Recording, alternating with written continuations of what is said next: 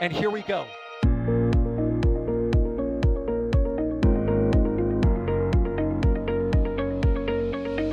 have liftoff. Propulsion continues to be normal. RCPA chamber pressure looks good. Following up. Roger, roll, Atlantis. Water towers fly! Yes! Tango down to nominal. Flight downside FD off. Bring in FD off. Off. It's orange! 145! Oh my god! Decollage. Look at this! Put that in the big bag, Eagle. 343 unfolds to go. Indeed. We rise together back to the moon and beyond. The methane will be igniting in the flare, correct? Yikes. You dead? Sure. We don't need any more of these.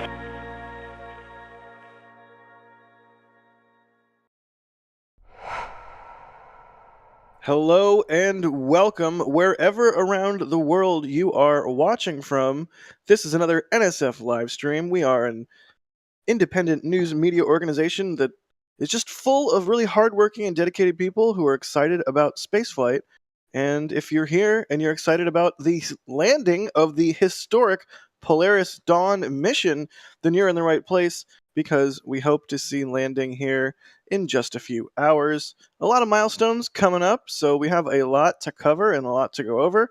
But really quickly, we'll do a little bit of housekeeping. I'm Jack Beyer for NSF here. You can see my info on the screen pop up, along with the lovely Hypergol Warning Man logo, which I love so much. Also, joining us on stream for commentary, we have the illustrious Trevor Sesnick. Trevor, how you doing? Yeah, I'm good. I kind of can't believe that this mission's already about to be over, but certainly excited to see them come home. Also joining us is the ever punny Sawyer Rosenstein. Sawyer, how you doing? How come he gets illustrious and I just get punny? I'm doing pretty good though. I mean, I am very excited to see this mission come home. As much as I don't want it to end, I'm ready to see them come back home safely. Indeed. Well, that's the lineup of studio commentators. We also have a little bit of a special treat for everybody out there in YouTube land. If you are a member and you have been paying attention, then you might already know what that special treat is. I'm not sure if I should just spill the beans right now, or if I should wait like 5 minutes until the special treat is ready. I don't know. What do you guys think, Sawyer, Trevor? What should I spill the beans, or should we keep it a secret? Ooh, that's a tough question. I mean, I think they can wait a couple more minutes. I don't know. The Tortuga's still dry, so I'm kind of feeling like spilling some beans here. You know it's what? either leak the Flight 5 patch or spill the beans. I am not able to leak the Flight 5 patch. I like my job way too much. All right, so the secret is Dragon is coming back with the Polaris Dawn crew to land in the Atlantic Ocean, right? And in the process of doing so, it is going to pass over the Florida Keys. And none other than our very own Cape team, Dee and Max, have driven for, I believe it's like 6.5 hours. And they did a member stream.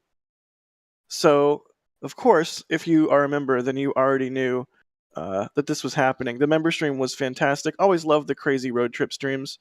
But yeah, they're hoping to catch Dragon come back. We're expecting a live feed from them. You know, there's always the clouds and things that could go wrong, but Dee and Max really sending it and doing the best they can so that we get some awesome views, hopefully.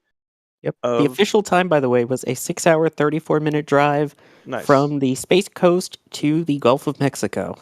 Nice. So props to them. And yes, I misspoke. Dragon is coming back to the Gulf of Mexico, not the Atlantic. I'm a big, dumb, stupid head. Anyways. It's close. Yeah, they're right there. Yeah, they're kind of like friends. But yeah, let's go over sort of what we expect to see and when tonight. Sawyer, you want to give us a sort of rundown on the return timeline for tonight? Like, what's going on? Have they done their deorbit burn?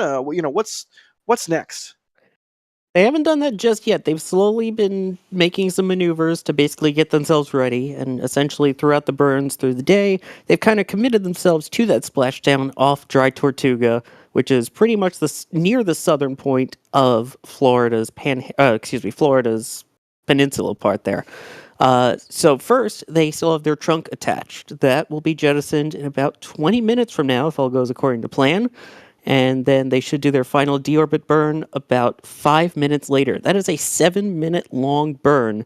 It only slows them down by a couple hundred meters per second, but it's enough to get them to enter the atmosphere. They will then close up the nose cone, which in the meantime has all of their sensitive communications data and everything, as well as where the Skywalker was where they did the spacewalk. They will then re-enter, hopefully coming down under the drogues, followed by the main parachutes and splashing down at 3:36 a.m. Eastern, approximately. All right, well, there you have it. So we're about just under 20 minutes away from trunk jettison, which will be the first in a sort of rapid series of events here, with all the deorbit burn starting and ending and all that good stuff. So a lot to look forward to for tonight's splashdown. And again, hopefully we can get Max and D on comms here shortly, and hopefully we can get a feed from them out there in the Florida Keys so we can get a sick shot of Dragon and Polaris Dawn coming home. I'm excited. Trevor, are you excited?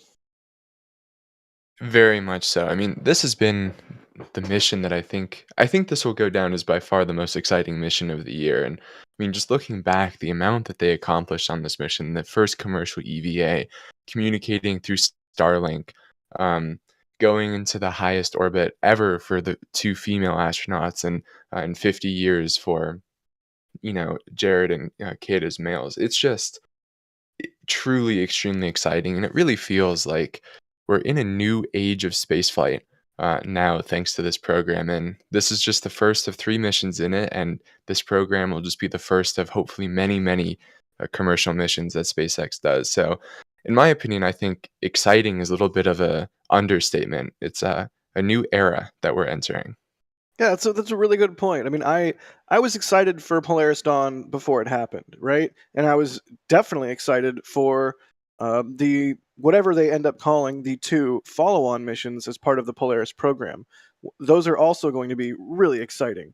But now, as we get close to Polaris Dawn sort of wrapping up, I'm already hungry for details about the next mission. I'm already hungry for the details about the 3rd mission, and I'm especially curious what Jared decides to do, if anything, after Polaris is done. Because we talk a lot about how Polaris is sort of the modern day Gemini, right?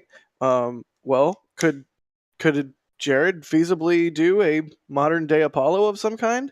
I don't know, but it's sort of wild how much this mission has changed how it feels to be in this modern era of spaceflight, as you said, Trevor.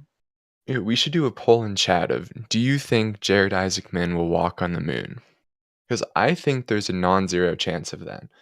I would say yes. Really quickly, we can ask somebody else, though. We can ask D.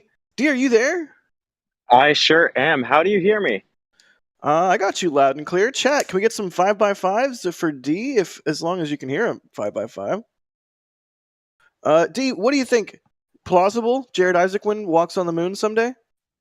Absolutely. I not absolutely that it will happen, but absolutely there's a good chance. He's done a lot already with Inspiration 4, going into the Polaris program now, and there's a lot ahead that he'll work for. First crewed flight for Starship, right? And he's developed such a good relationship with SpaceX. I would not be surprised in the least if he does end up on the moon someday. Yeah, I mean, if you came back from the future and told me, hey, it's 2036 and Jared just did a Venus flyby mission on a Starship with a crew of 20 people, I'd be like, yeah, that's insane, but also I can kind of see the path of how we get from here to there. which is sort of a really wild thing to think about. This mission has really redefined what's possible in commercial space. And yeah, it's an exciting thing. D, I'm sure you have like cameras and equipment to set up, so I don't want to keep you, but if you feel like chiming in, always please chime in. And then when you're ready to go and you've got your feed humming along there, I'll start throwing some more questions and stuff to you. Sounds good. I'll let you know when I'm ready. We're just parked and getting our gear set up. Yeah, once again, Max and D driving 6.5 hours across the state of Florida in order to hopefully bring us a view of Dragon Resilience bringing the Polaris Dawn crew home. I can talk. I'm good at talking. Really quickly, I will thank some people. Rocket Profit, thanks for gifting 10 Red Team memberships. Extremely generous of you. Be sure to thank Rocket Profit if you got a membership in chat there. Connor G, thanks for the super chat. They say, love the members driving stream. Now I am ready for Splashdown. Yeah, I liked it too. That's always a good time when we do the driving streams. Props, once again, Max and D, not only getting all their equipment together and that's necessary, not only driving 6.5 hours across the state, but also streaming the entire thing, which, you know what? If that's the kind of stuff you're into, then hey, you're in the right place. Bideford super chatting $50. That's so generous, Bideford. Now and always. Thank you so much. They say, greetings, Jack, Trevor, Sawyer, Max D, and KMR. Also Jay. Patch would be cool, but arrival of Max and D. There you go. Well, they have arrived and they are setting up. So hopefully we'll get some information or some footage from them here shortly, and especially once Dragon actually comes home. What we're looking at right now on screen is actually pretty interesting. This is the NASA WB-57, which is a high-altitude aerial imaging platform that they use to image either launches or landings of vehicles. It's got a crazy 3-axis, I believe, gimbal in its nose, and a whole suite of other hardware and sensors so that NASA can get all that precious entry data. So that's good to see the WB-57 up and in the air and getting into the appropriate position. Well, I think we'll know. This is guessing on my part, but based on my limited experience with planes, I think we'll know when it's in the right spot when it starts entering into a racetrack pattern, which will sort of just look like a big oval over and over and over and over again as it waits for resilience to come back down. But yeah, Simon S. in chat, I see what you're saying. They say it's always nice when the WB-57 is in the air. Absolutely. What a cool aircraft. We'll be gifting 10 Red Team memberships. Thank you. S. Stevens with a $50 super chat. That's so generous, S. Stevens. And they just say thanks. Thank you so much. We'll keep doing what we do here. Thanks to support like that. RC Horseman, speaking of someone who always comes out with support, gifting 10 Red Team memberships. Thank you, RC. Astro Joe, thanks for the kind words and the super chat. And Daniel, also thank you for the super chat. They're asking, how many flights is a Crew Dragon rated for? Trevor, you want to take this one? Sure. So right now, we don't have the best idea since SpaceX is currently trying to bump this up, actually. So far, the most a single Dragon has flown is actually 4, with five. Crew Endeavor has now reached 5 flights. And that was the original goal that they set out for, if I remember correctly, is they wanted to get 5 flights out of a Dragon. But I think, especially now that they've moved on to Dragon 2, they're expecting to get quite a bit more than this. I believe they're currently in certification efforts to get that number up to 10, with just like they are doing with the first stage boosters. Once they reach that milestone, then they'll see how good of shape the spacecraft is in and determine if they have safe margins to keep pushing it. So, of course, with Dragon, they're going to be very, very cautious and risk adverse, unlike with Falcon first stage, where they're able to take a little bit more risk. So my guess is they'll reach that 10 mark. Who knows how many more flights they'll get past there. Talking while muted. Sorry about that. Good deal. Thank you for that, Trevor. Yeah, I think completely plausible. 10 flights on a Dragon capsule. I mean, the pressure hull is one thing, the entire like outer cladding, right? That kind of gets replaced or swapped out after each time, but the pressure hull remains the same. So if that's good, then you know what? Keep sending it up. Yeah, there is definitely a lot more refurbishment done on the Dragon spacecraft than there is on the Falcon boosters, right? Our understanding of Falcon boosters at this point is pretty much they land, they maybe do a few inspections, and then it's ready to do its next flight. But with Dragon, especially when there's a crew on board, there is zero risk taken. So if they see the smallest thing wrong or have the smallest bit of data to suggest something should be replaced, they'll replace it. So because of this, they replace the heat shield every time. I wouldn't be surprised if some of the thrusters commonly get replaced. So it's definitely probably closer, more refurbishment than reuse, but still Remarkable. hopefully reaching that 10. Yeah.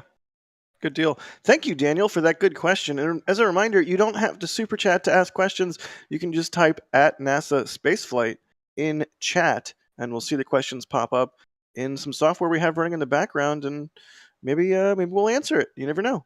Apocalypse Cow gifting 10 Red Team memberships. Thank you so much, Apocalypse Cow. That's danger move for you.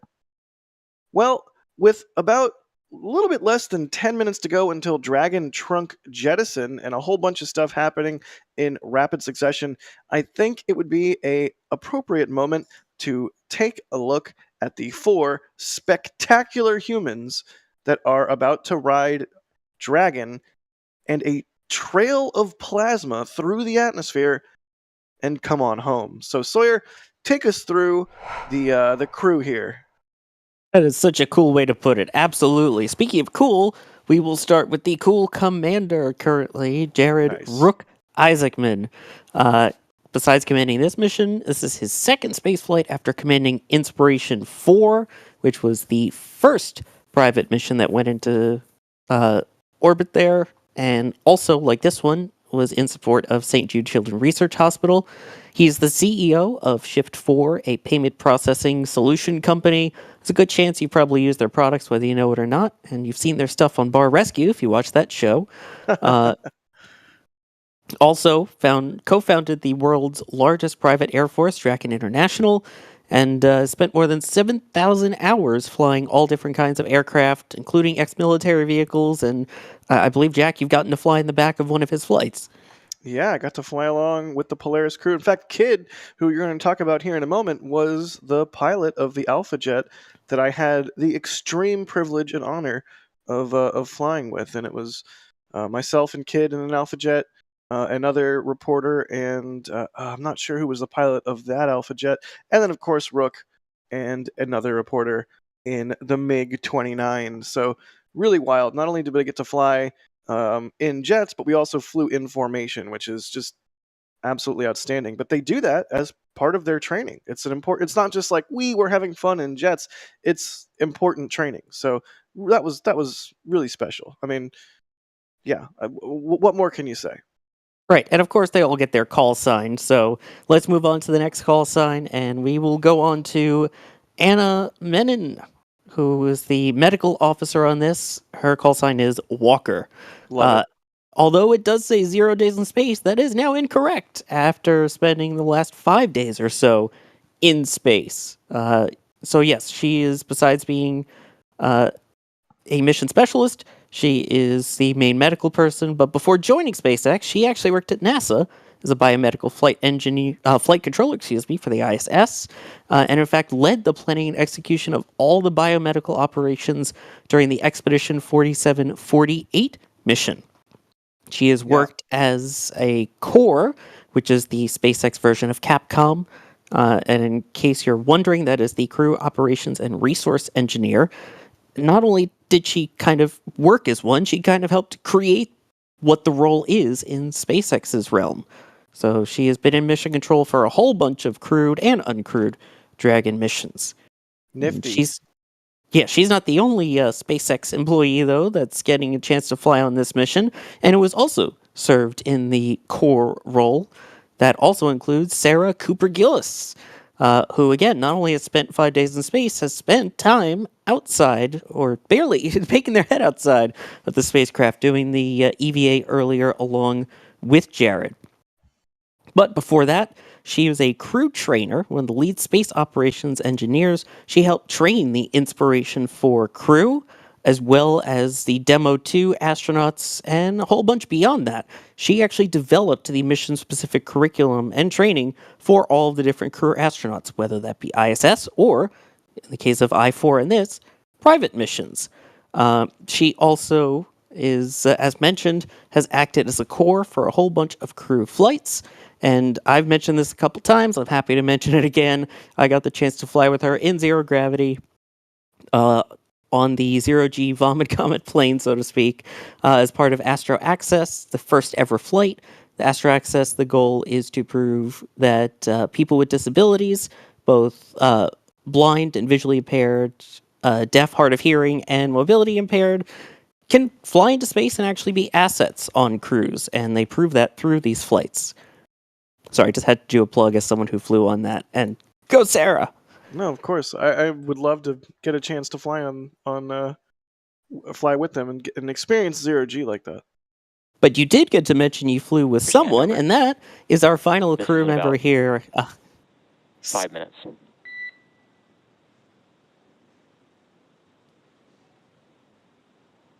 Yeah, copy that, SpaceX. We're tracking. And just some comms there. Yep, letting them know they're about 5 minutes away from starting the deorbit sequence. Not necessarily the burn, but the whole sequence.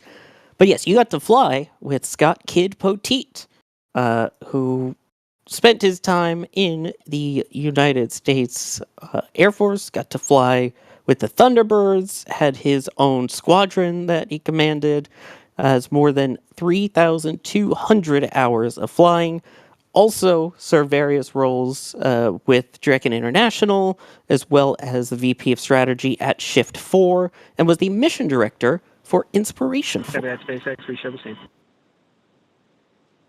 And great news, the deorbit sequence has begun. Again, this is... Yeah, this crew was truly phenomenal. I mean, what a fantastic thing for SpaceX to have the person who develops all of the protocols for launching on Dragon now have experienced flying on Dragon. Like, that'll be just fantastic for all missions in the future. Yep. And by the way, the comms that you heard, they are now getting ready. They're a bit of a tedious communications swap over, but they are now orienting the spacecraft for trunk jettison, which should happen in a couple of minutes. Good deal. That's what we want to hear. Josh is asking, if you could fund your own private mission on a SpaceX platform, where would you take it and what would you do? Who wants to go first? That's a great question. I mean, I'd be fine with Earth orbit. It's pretty darn cool. I mean, the Fram 2 mission coming up soon. TM will be doing a polar orbit. That's pretty cool. Yeah. I'd be down for that. And if not, of course, lunar flyby is awesome. Lunar flyby would be sick. I'd probably do a Venus flyby on Starship, just because no humans have ever flown by Venus. But maybe I'm just insane. I mean, I would be completely happy with a lunar flyby. Heck, I'd be happy with a suborbital hop. I don't care. Oh yeah, same. Someone, please, contact any of those suborbital hop companies. I'm down. I don't think I would want to go past lunar. I feel like for more than 10 days, 2 weeks in space, I would not enjoy it. No, I'm trying to go on a long duration, like a long haul flight. I'm all about it. I can endure a large amount of suffering for a long amount of time if that means cool stuff happens. See also my time here in Starbase. You just gotta hope that the facilities on board stay working the whole mission. Yeah, that's fair. Good question from Josh there. We have another question. Trevor, I'll throw this one to you. Oh gosh, where did it go? Where did it go? Here we go. 98 Central is asking, what ships will help recover the Dragon capsule? Is it Doug or a different vessel? No, so it will be SpaceX's vessel Shannon. So SpaceX has two Dragon recovery boats, Megan and Shannon. Megan was going to serve any recoveries if they selected a splashdown location on the east side of Florida. And then Shannon was going to cover all of them on the west side of Florida. So the way that this procedure works is right ahead of launch, they have a whole bunch of different possible landing locations, all kind of surrounding Florida. And then they make sure that they have a boat accessible to both of those. So it just happens to be Shannon is the one for this launch, but this will be moving soon. Been jettisoned or separated, which is great news. Like we were saying before. Cool. There's good news about the timeline. As Sawyer mentioned earlier, we are coming up on that trunk jettison, which should be happening. That was confirmation that it happened. Oh, that was confirmation. Sorry, I was talking over it. My bad. All good. So, just so everyone else has kind of the timing update, the next major event will be the actual deorbit burn, which should be happening about 5 minutes after that trunk jettison, and that lasts 7 minutes. Excellent. A 7-minute long burn. Wow. So trunk has been jettisoned. Nominal jettison is what we're hearing. That's a good thing. So now Dragon should be maneuvering to deorbit burn altitude. Sorry, attitude. Very different than altitude. Yeah, just finishing up that thought. Sorry about talking over the comms. They are going to be moving Dragon operations to the West Coast soon, so these will be some of the last reentries in Florida. West Coast, Best Coast. Hey. We actually have some interesting tweets that SpaceX is doing right now as the capsule gets ready to do that deorbit burn. I don't know if we're ready to show it, Jay, but yeah, here we go. SpaceX teams recently selected the new Splashdown location. That's the one that Dragon is headed to in the Dry Tortugas. After nearly 2 weeks of launch delays due to unfavorable weather forecasts for each of Dragon's 7 return sites off the coast of Florida. Dry Tortugas adds a greater geographic diversity for Dragon's return and helps increase the odds of having acceptable return weather forecasts for missions such as Polaris Dawn. So, wow, they added a whole entire new landing zone for Dragon just to sort of get this mission off the ground. And you know what? Now they have it in their sort of tool belt of options. Does that even make sense? Do you have options in a tool belt? I don't know. It makes sense. Yeah, one of the choices, but still, the tool's in the tool belt. I think it's also worth noting that the other landing sites that SpaceX has used or allocated typically are on the west side. You've got Pensacola, Panama City, and Tallahassee in the Panhandle, as well as Tampa.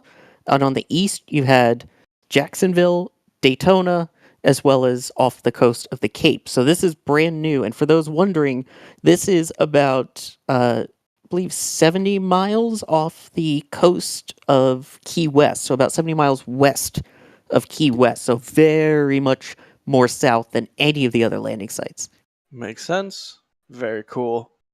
All right, we are under 2 minutes to deorbit burn. So we're going to keep our ears open for more comms from the capsule or from the core there. We are watching and waiting to see what happens next.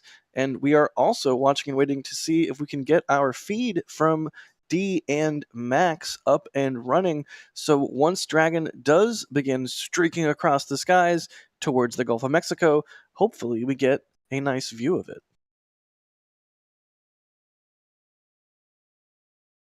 Let's do some quick questions while we wait for deorbit burn to start. How about with the caveat that we may have to stop talking in order to not talk over comms. I'm good with that.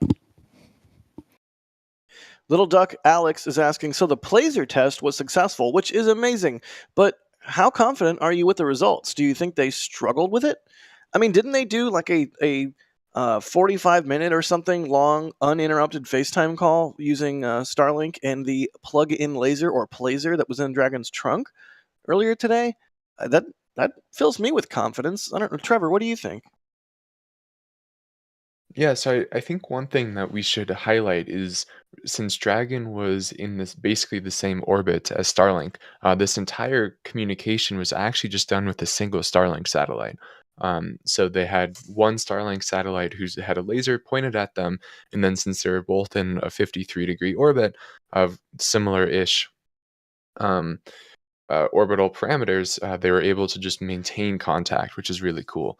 So they weren't like constantly switching between satellites, which did make this test a little bit easier, but still nonetheless extremely impressive. And I don't know why it wouldn't fill me with confidence. Like it's a Right. test. I'm sure they learned a lot, and I'm sure they'll be making improvements for when they do another. Yeah, absolutely. I couldn't have said it better myself. This was the first time they've tried something like this. It seemed to go very well. Surely they learned some lessons, and surely the next time they do something like this, it'll work even better because of the testing that they've now been able to do. Good deal. Good question. Keep the questions coming at NASASpaceflight. We will see your questions pop up in some software we have running in the background, and we're all really excited for the crew to come back and share what they experienced on orbit. I'm really excited to see any additional media or sort If of I could video interrupt for feeds that we just a might second get. there. Go ahead. Go It ahead. looks like we saw on the screen that it did say deorbit burn, so it's very likely that that is either about to begin or beginning as we speak. I kept watching the things floating around in the spacecraft, trying to see something that would indicate that a burn was happening. Maybe I was expecting them to go towards the floor, but I should have been expecting them to go towards the ceiling? What even are directions in space, Sawyer? Relative. Everything is relative, but we'll see. Because as of right now, you're looking. I believe this is a live view, looking out the nose of. Oh my gosh! Look at the stickers on the back. 1.21 gigawatts. Nice. That is very clever. But yeah, that was the view out the nose cone prior. So there's a good chance we may see some of those thrusters firing a little bit, possibly. Yeah, Alex is saying in our back channel, look at the straps floating. They're pulsing. That's the deorbit burn. And there we can see the crew cycling through different views on their touchscreen displays, which is so cool. Yeah, there's the external view. They do have thrusters on the front there, but they also have the ones in the back of the trunk towards the back as well. Trunk is gone. Trunk went bye-bye. Yeah. All right. Oh, hey, look at that. We have a live feed from the Florida Keys, courtesy of Max and D. I do see some clouds, but you know. Okay, so this specific camera is Max's. Thank you, Max, for not only driving. You're welcome, 6.5 Jack. hours. Whoa, who's that? Hello, hello. We are all set up and ready to go. I was watching the member stream we did with you and D doing the 6-hour drive. You seemed a little bit tired. I mean, you were driving fine. You were nice and safe. You seemed like, you were a little bit over the drive by the end of it. But you sound bright and bubbly right now, Max. Is that because you're excited for Dragon to splash down in the Gulf? Toward the end there, and it was probably very noticeable on stream, as you probably said, I was eepy. I was very eepy. But now we're here. The adrenaline has kicked in. There's a rush to get all the cameras set up, which we have. Now I'm just finalizing my still cameras to try and get a streak of Dragon flying through the sky, hopefully over some nice landmarks over here. But we're not quite sure how it's going to look yet. So fingers crossed, and I guess we will take whatever we get. And that one cloud you see in my frame is one of, if not the only cloud in the sky right now, and that should not affect viewing too much if things go the way we think they might. Oh, good deal. Fingers crossed, Max. Thank you so much. And you saw briefly there for a second a shot of the moon. I believe that was from D's camera. There we go. Good deal. So multiple live feeds from the Keys, courtesy of D and Max. Once again, let's get some love in chat. Thank you, you two, for being dedicated individuals who are willing to drive for many hours in order to see and capture and share cool things. We appreciate you guys. I see a little bit of confusion in chat that I kind of want to clarify real quick. If people confused about how the deorbit burn works, so it's not like Falcon 9 second stage burn where they ignite it and then it stays ignited until the burn is over. They just do a bunch of like kind of pulses, which is important so that they can maintain attitude control, and also those stressors are not just meant to be on continuously. And you can see from the amount of time that it takes to deorbit, right? This is like a 7-minute deorbit burn or so. That these thrusters have much less thrust than MVAC even on min throttle, where this Falcon 9 second stage does its deorbit burn in like a second. Right. Oh, look at that! I believe that is the coast of Australia there. Yep, southwestern portion of Australia is where it was just passing over about a minute or two ago. Just gorgeous. I'm going to be sad when they close up the nose cone and we don't get this view anymore. Which, speaking of Sawyer, how long are we till deorbit burn end? We should be pretty close, right?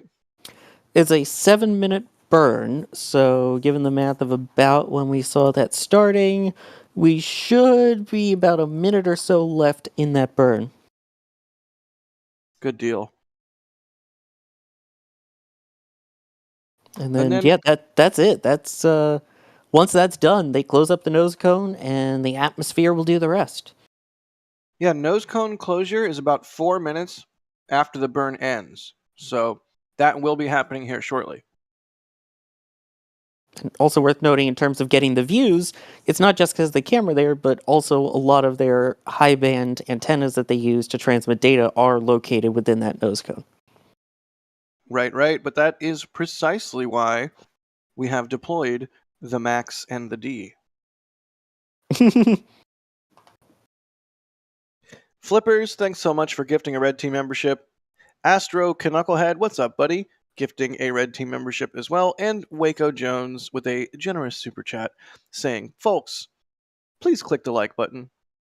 Really, though, it absolutely helps every little bit, whether you're contributing to us monetarily or just watching our streams. We love y'all just the same. And you know what? That like button does exist. And you can click it if you do like what we do. And that does help us in a non-monetary way. So, you know what? Maybe do that. Or don't. You don't have to. But there you go. Oh, wow. Look at the map.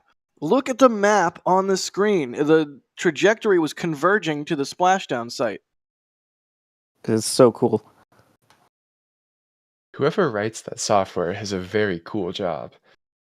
Yeah, no kidding. I can't even imagine. Imagine being the person who's on their resume, designed the user interface for the touchscreens on a spacecraft. Nose cone closure initiated. Here goes the nose cone. We show the same and tracking. Also, confirmation said that the deorbit burn was nominal, which is exactly what we wanted to hear. Looks like Dragon is changing its attitude right now. Or is that just because the nose cone is closing? No, I think that's an attitude change. I believe it's both. Nose cone doesn't seem to be closing to me yet. Well, they've initiated it, so we should get movement very soon. So beautiful just to see the limb of the Earth there. There's the cone in the top left. Aha! Oh, yeah. Yep, there it comes to steal our beautiful views away. But that's okay, because we want to see this crew come home safe, and that nose cone is kind of important. Yeah. Again, as we were talking about, the thrusters are in there, the sensitive communications equipment is in there, also aerodynamics. It really does it look to me? Am I wrong? Maybe I'm just stupid. It looks to me like Dragon is orienting itself heat shield first. Yeah, as one would expect. Like Dragon itself is getting ready and oriented to start hitting the atmosphere. If I'm correct in what how I'm interpreting what we're seeing here. I could be wrong. Also, you can see the cameras that were used during the spacewalk really quickly. Those yellow lights. Oh yeah, no kidding. Look at that. The last view of Skywalker on this mission, man. What a cool piece of hardware. Yeah. I hope it gets a they don't just like uninstall it from Resilience and put it in a back corner of a warehouse or something. Like they should put that in the lobby until they need to use it again, of course. Or maybe next to Jared's suit that's in the Gateway exhibit at Canaveral. Yes, that would be really cool, and you could let kids like walk up on it and pretend they're in. That would be cool. All right, well, goodbye, Earth. We'll see you soon. Such a gorgeous planet. We are lucky. We truly are. I mean, yeah, I want to go back. I want to go back to the moon. I want humans to, go to Mars. We should go to every celestial body in the solar system that we possibly can, and we should do so not just to like escape Earth or what have you. It's part of how we can preserve Earth, this special, perfect gem, this one planet that we have with liquid water and breathable air and animals and and TikTok. Oh God, don't remind me. Sorry, I had to. No, but I mean it's absolutely something to note, Trevor. I agree. We are extremely lucky to have Earth, and it's also, oh man, I could go so philosophical. I mean, hey, turns out we have a moon that at this exact point in time happens to be the exact right size and exact right distance away. It's just, yay, eclipses. I mean, holy cow, we're lucky to have Earth and everything that we do have. But again, that's part of the reason why I think, anyways, we should be excited about missions like Polaris Dawn, because they help us learn how to live in space and give us the tools that we need in order to go back to the moon, in order to go to Mars. And once we start expanding out into the solar system, it's my hope, perhaps my greatest hope, that we see, everybody, more people can see what a special, perfect, fragile gem the Earth is. And you know what? The whole dang thing should be a nature preserve. Let's mine asteroids. Let's move heavy industry out into space. Let's protect this planet that we only have one of. Anyways, I'll stop being philosophical, Jack. I just you triggered me, Trevor. All right. Well, nose cone is closed, and so we are about. Ooh, let's see. The next thing on my timeline is Drogue parachutes deploy, but there's a lot between now and Drogue shoots deploy. Hopefully, we get some call-outs here shortly to sort of clue us in on what's going to happen next. But yeah, there's kind of 31 minutes between them. Yeah, right. Either way, Dragon is on its way home. The orbit burn is completed. Nose cone is closed. Let's do this. There's no going back now. It's home or bust. Let's see. More questions. Dominic is worth pointing out really quick. Sorry, on the right side screen, you could see the orientation heat shield first now that you were talking about. Oh, nice. Gosh, I love the fact that we can see these UIs. Now I'm just staring at the UIs. Sorry for interrupting. No, you're good. Dominic is asking, what does NET stand for? It stands for no earlier than. If you ever hear NET in the context of spaceflight or the timing of some sort of event, it means it could happen at that time, but not earlier, and maybe later. So, no earlier than.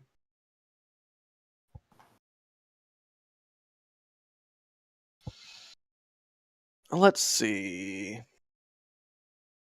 Marianne is asking, do you guys think Jared will save Hubble during the next Polaris? I mean, I think we know, right? Like they kind of got a no from NASA. Was that sort of how that panned out, Trevor? Yeah, unfortunately, it sounds like the discussions with NASA didn't go very well. And Jared seemed somewhat frustrated with the reasoning that they were given. Like one of the reasons Jared was talking about was NASA wasn't comfortable with the risk of doing an EVA on the mission, and he was like, we're going to do one no matter what the Polaris 2 mission is, so may as well have it, try to repair Hubble, but unfortunately, it does not seem like that is happening. So we actually really don't have any idea right now as the public as to what Polaris 2 will be. The only thing we do know is it will 100% have another EVA, and this EVA is probably not going to be just a demonstration like it was on this flight. It's probably going to be to try to actually do something and be substantially longer. So excited for that. Although I'm wondering how they could make it be substantially longer, given the sort of strict 5-day mission profile for Polaris Dawn, and they had to install a bunch of additional commodities onto Dragon Resilience in order to accommodate for that spacewalk. So, maybe just a further heavily modified Dragon for that purpose. I don't know. That's really interesting. Can't wait till we get more details on future Polaris Dawn missions. And isn't that always the way things go? It's like Nose cone secure for entry. Copy that, SpaceX. All right. So there we heard it. The nose cone is secured for reentry.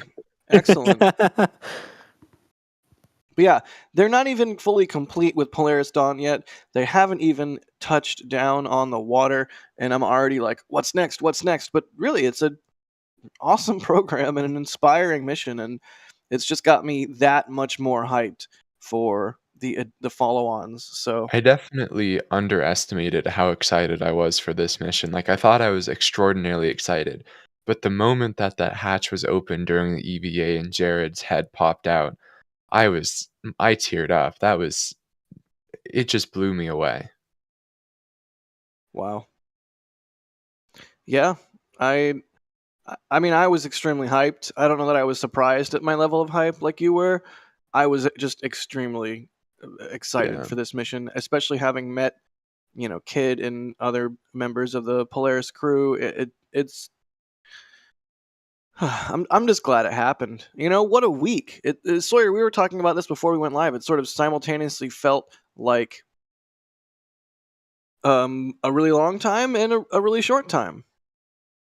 Yeah, you're not kidding. I mean, things have absolutely sped by in terms of timing. It feels like it just barely launched, but admittedly, the time of day that most of these events have been at has kind of skewed all of my sense of time, and I believe yours as well, probably anyone that's been following along with this mission who lives somewhere in the United States. Yeah, it's been a week for sleep schedules. I will say that for sure. As I'm sure D and Max can identify with as well, having driven 6.5 hours across the state of Florida at ungodly hours in order to bring us some live views of entry here, hopefully soon. Keep in mind, they also were the ones that brought us video of the launch. They brought us video of the Bluebird mission that happened just at the same time as the spacewalk. Of course it did. Of course it did. That really highlighted the insanity of SpaceX at this time, in my opinion, that, like, in the middle of preps for a spacewalk, they just casually had a rocket launch, and it was very much the secondary thing for them at the time. Right. And they also, today, attempted to do some sort of engine testing with Ship 31. It's just like firing on all cylinders. You'd love to see it. On all engines. Yeah, there you go. You know what else I love to see? That 1.21 gigawatts, and yes, I'm saying gigawatts, sticker on the back of the seat there. Trevor, Corona is asking, do you know what the 1.21 gigawatts reference is? No, you don't, do you? Oh, no. I do You have not. no idea. I was assuming it was like going through reentry, the average power or something like that, but I'm guessing that is actually not the case given your reaction. Well, I can tell you that roads, where we're going, we don't need roads. Trevor not getting that reference makes me think, great Scott, what's wrong with this kid? It's from Back to the Future, Trevor. It's from Back to the Future. But also, Scott Manley just tweeted that a Dragon capsule decelerating at 3 Gs during reentry is shedding more than 1.21 gigawatts. I'm going to say giga in that context. But yeah, there you go. Fun fact from Scott. Cool little sticker on the back of one of the Dragon seats there. And also, we get to make fun of Trevor for not being cultured. So there you go, I see Trevor. chat is very mad at me. I'm sorry, chat. They should be. You should be mad at yourself. Yeah. By the way, just worth noting as we see the live view right now, just near. Again, this is kind of near Key West. The Splashdown site is about 70 miles west of Key West. So we're talking super southern part of Florida, but the skies there do look beautiful from this view. And meanwhile, overhead, while the capsule isn't there just yet, NASA's WB-57 tracking plane is to hopefully get some great visuals. Yeah, we're being told on our back channel that it has entered into a racetrack pattern here. So that is exactly what we would expect from the aircraft once it is in position. And what I would expect them to do, just based on things I've seen in the past, is they'll set up into a racetrack position, and you'll see just a bunch of ovals in the same spot here on this flight. I believe it's FlightAware is what we're using for this. Yeah, FlightAware. We'll see a bunch of ovals all stacked up on top of each other, and they'll subtly manipulate the length of that racetrack that they're in so that when Dragon is passing closest by, they'll be able to be in the exact right point of the racetrack that they need to be. I mean, if you think about it, your most stable imagery is going to come from one of the straight legs of the oval rather than the turn of the oval. So, yeah, there you go. Hopefully, we get some sick imagery, maybe even live from the WB-57. But really, I'm most excited for the live imagery that we're going to be getting from D and Max in the field. So I'm going to keep saying it because I've done this in the past and not been sitting nice and cushy inside of a house with air conditioning and no bugs. I've been the one driving across the middle of nowhere to get some cool imagery, hopefully broadcast live. So thank you to them for doing it, and thank you to everyone coming out in the middle of the night, or not, depending on where you are around the world, to watch this historic moment of Polaris Dawn splashing down with us. And once again, we can't do stuff like that. We can't have Max and D drive across Florida for 6.5 hours on sort of a whim to try and catch this stuff. We can't do that without your support. So Michael Parker, becoming a PadRat member, thank you so much, Michael. We hope you enjoy the sweet perks that you now have access to, including member emoji. Did you guys know there's member-only emoji? Hey, I'm going to throw a bunch of Dragon capsules in chat because Dragon is coming back to land. So what better emoji to use right now than Dragon? So thank you, Michael, for becoming a PadRat member. We really can't do this stuff without support, and especially not the support of the members, who are essentially the bedrock of what we do. Also, Paul, thank you so much for the super chat there. They say, space, the private frontier. I see what you did there. Does Trevor get that reference? No, of course he doesn't. You already know the answer. Yeah, of course he doesn't. These are the voyages of the Dragon Resilience. Oh, I love it. I actually really love it. I'm seeing a lot of dragons in chat, which is making me very happy. Good job, everybody. I'm also seeing lots of bacon, so thank you for that, Logic Tab. And I'm also seeing that we have a new poll.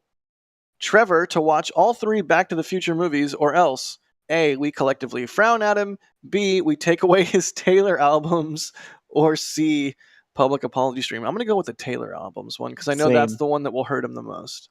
That is by far the worst. That's against the cruel and unusual punishments of the amendments. Geneva Convention. You're saying it breaks the Geneva Convention to take away your Taylor albums? Yes. Oh my gosh. Oh, and Patrick Bell, thank you for becoming a Capcom member. You get Discord access at Capcom and above, so be sure to jump into Discord and say hey. All kinds of cool stuff going on there. What kind of stuff, you ask? You'll just have to become a Capcom member and find out. Sausage is asking, how long till the trunk burns up? I mean, I suspect it burns up around the same time the Dragon is re-entering. Do we know sort of how that works? This is the entire reason why the recovery of Dragon is being moved from the East Coast to the West Coast. So for Dragon 2, they wanted to make sure that the trunk did not collide with Dragon after reentry. So they jettisoned the trunk before the deorbit burn. So the trunk actually stays up there for, on this mission, will probably be a little shorter than the ISS missions. So my guess is like 6 months, but sometimes it can be up there for even a few years. And I believe the reason why I believe they are going to then slightly change that timeline and start deploying the trunk after the deorbit burn. And then that's why they're also switching the recovery location so they can control it a bit better. It's also worth noting that for some of these recoveries in the past, part of the reason they're moving is the fact that with this trajectory, especially coming back from the ISS, pieces of the trunk have been washed up on shore. I know there was a piece that was recovered, I believe it was Australia or New Zealand, around that area from one of the previous missions. Trevor, the poll is finished. The winning answer was we take away his Taylor albums. And you know what? I'm going to be a nice guy. I'm going to be a really nice guy to you here. I'm going to do you a huge favor. You don't even know how huge a favor I'm going to do for you. I'm going to amend this using my NSF powers vested in me by the Berginator. And I'm going to say, you don't even have to watch the third one. I mean, really? Time Train? Yeah. Like, nobody needs to watch the third one. So all you have to do is watch the first two Back to the Future movies, and you're good to go. So you know what? I'm going to omit the third one from the deal here. But you're pretty behind on movies, aren't you? Like, did we assign you a movie yet? No, I don't think so. All right, Back to the Future. That's your movie. Next movie you gotta watch, Back to the Future. Yeah, me not being on the Flame Trench for a while makes it hard to stay up on it. Well, now you have homework. So we're getting really close here. Dragon should be rapidly approaching the atmosphere. Very exciting stuff. And as soon as we get some camera views of it, we'll be sure to show it to you. But you know what else we want to show to you? The results of our St. Jude's fundraiser. $12,280 raised by the NSF audience towards a $50,000 goal. A little bit optimistic on our end, but hey, we know you guys are awesome. Either way, $12,000 towards St. Jude's. That's absolutely amazing. If y'all want to contribute to ending childhood cancer, I can't think of a single better thing you could spend your money on than helping end childhood cancer. Then you can click the link. We're spamming it in chat. It's in the description of the video. That way your name or just the word anonymous, whatever you prefer, can get added to the total here of what Team NSF is contributing to St. Jude's. It's I'm gonna refrain from getting all serious and whatnot, but yeah, it's a good cause. If you want to support, by all means, that's how you do it. And we appreciate you for even considering it because, hey, cancer, bad. I mean, I don't want to go out on a limb here, you guys, but cancer, bad. What a hot take. Oh, man. Oh, also, it looks like we have a tweet from our very own Gav Cornwell. Gavin's the best, always tracking fleet assets and other things. We love Gav here. And we know you do too. And if you're not following him, you should be. He says, the NASA W-57 is in the air, ready to observe the Polaris Dawn splashdown. A NASA helicopter is also in the air, having taken off from Key West. The SpaceX recovery helicopter is on the ground at Page Field Airport near Fort Myers. So that is sort of the state of play. That's what the galactic chessboard... that doesn't even make sense. That's what the chessboard looks like as of right now. But yeah, Daniel in chat says, Gav tracking planes? What is this, opposite day? Also, I think it's worth, while we have this up here, just kind of talking about how the recovery effort's going to work once they splash down. Yes, please, Sawyer, please. Because with all these different planes and helicopters and everything around, the W-57 there, obviously for tracking, it seems like the same with that NASA helicopter there. So once they splash down, there will be an immediate team that goes out there to basically check that the vehicle is safe, do some sniffer tests on it, and then basically get all the connectors on it that are needed to then hoist it up. So you'll have the fast team go out there first. Right. Then it will be approached by Shannon, which has this giant arm that comes down on the back. It will come down, they will hook onto it, and it will lift it up onto this donut on the back of the Shannon boat, which then slides all the way inside the boat. That is where the crew is taken off. They then go by helicopter, which they have the recovery helicopter there, as mentioned, at Page Field near Fort Myers, that will pick them up and actually take them back to land, usually towards the Kennedy Space Center.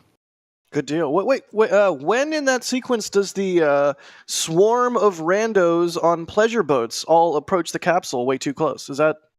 I'm led to With believe their that's political part of the, flags? Yeah. Yeah, I'm led to believe that's part of the process. Yes, the Coast Guard and SpaceX have now implemented much tighter restrictions around people able to get their personal crafts around that area. There are not Mars notice to mariners out there in that area, and it's been extra widened, especially since that Demo 2 mission. So if anyone out there is watching and is on a boat, please quadruple check your not Mars and stay out of the area. Exactly. Yeah, do not approach the Not Mar. Don't even get close. It's not worth it. It's not safe, and that's just not.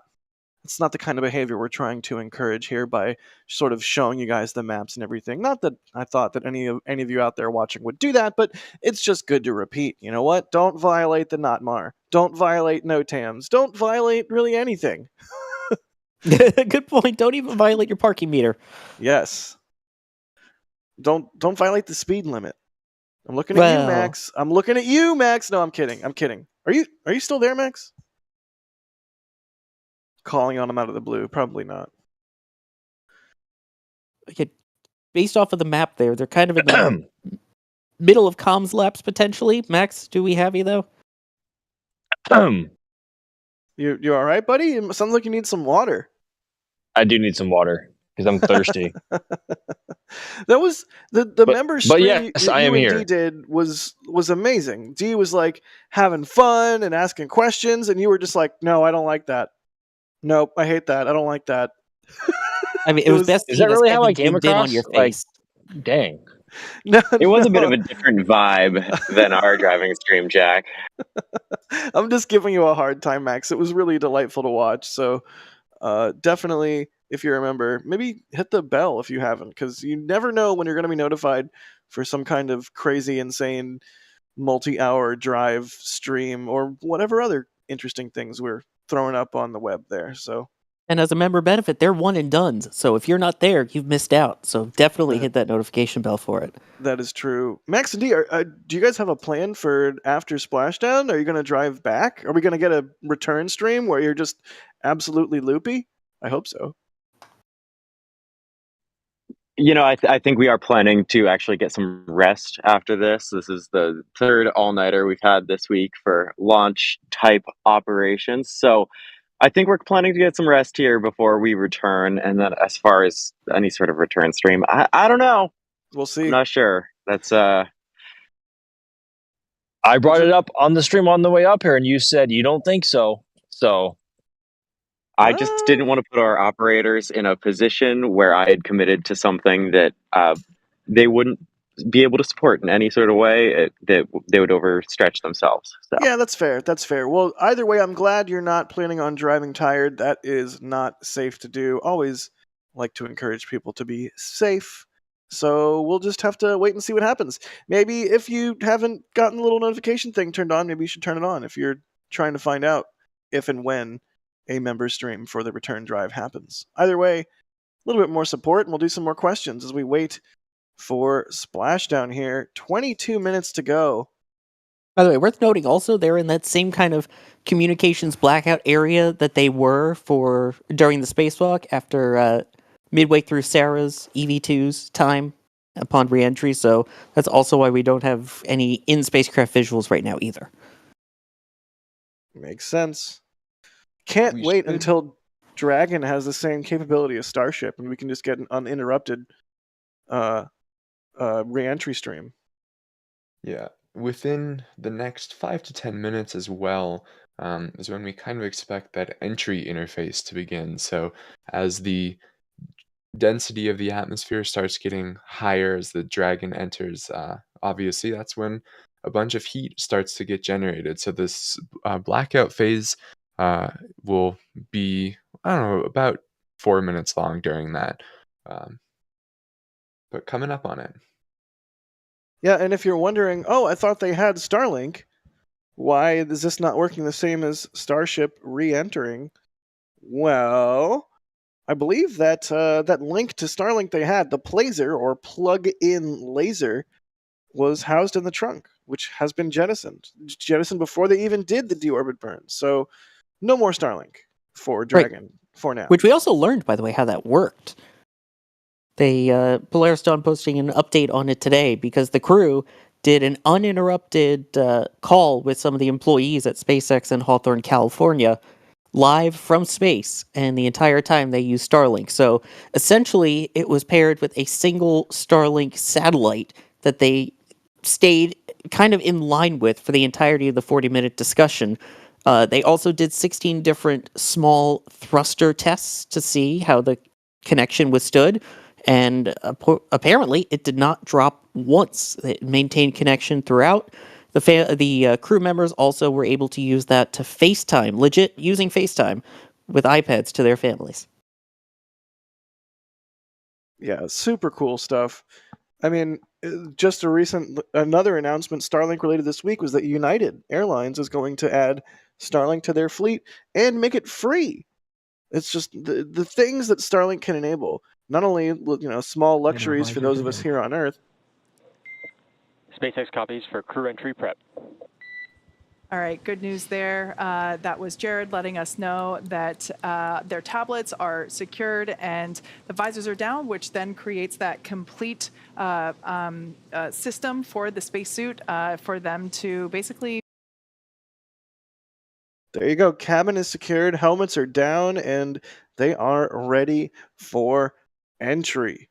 Fantastic. Just about 19 minutes to go. I really hope in a few minutes here we get to see Dragon Resilience streaking across the sky with a live view from our very own D-Wise and Max Evans, who really went the extra mile, or really a couple 100 miles, to drive all the way down to the Cape and bring us these feeds. So, chat, once again, please show some love to Max and D. Follow them on all the socials or whatever you want to do.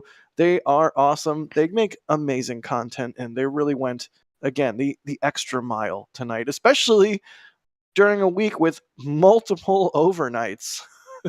Like we said earlier, it's been a week. William Bridges, thanks for the super chat there. They say, where's the tribbles? I get it. Trevor doesn't. I do too. Wojish, I'm probably butchering your name. I apologize. They say NASA helicopter took off from Key West a moment ago. Yeah, we talked about that a little while ago. Murray, thank you for becoming a Red Team member. Reno, becoming a Padrat member. Mike and Marilyn Warren with a $10 super chat to us, and with a comment saying also $10 to St. Jude. Thank you so much, you two.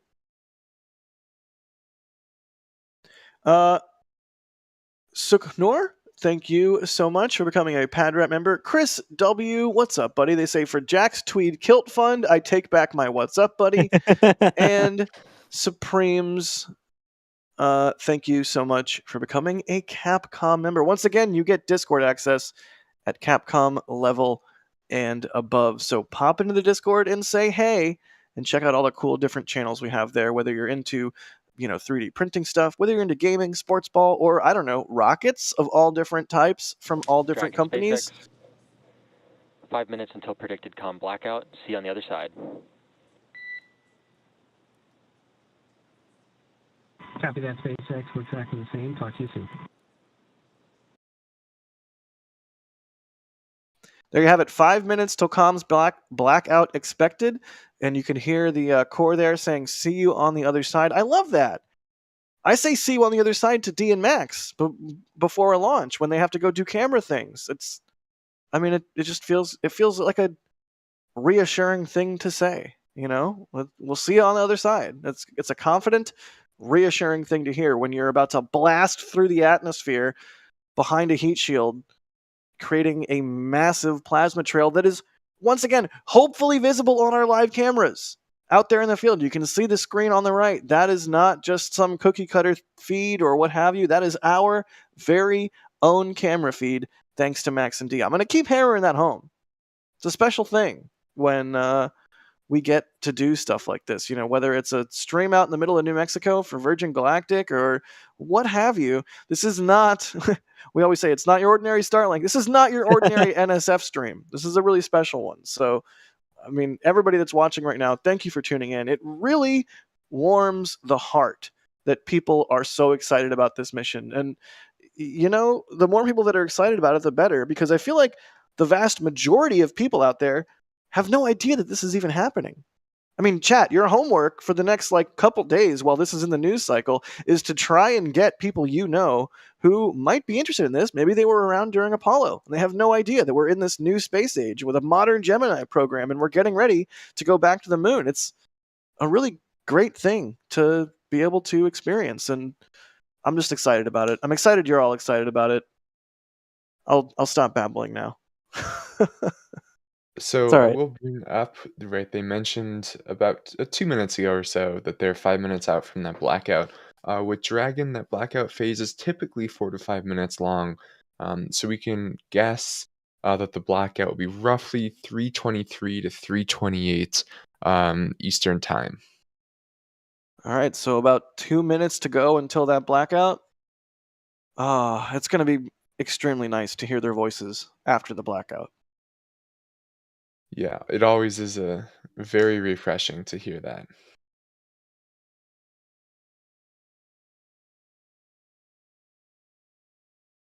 Let's see.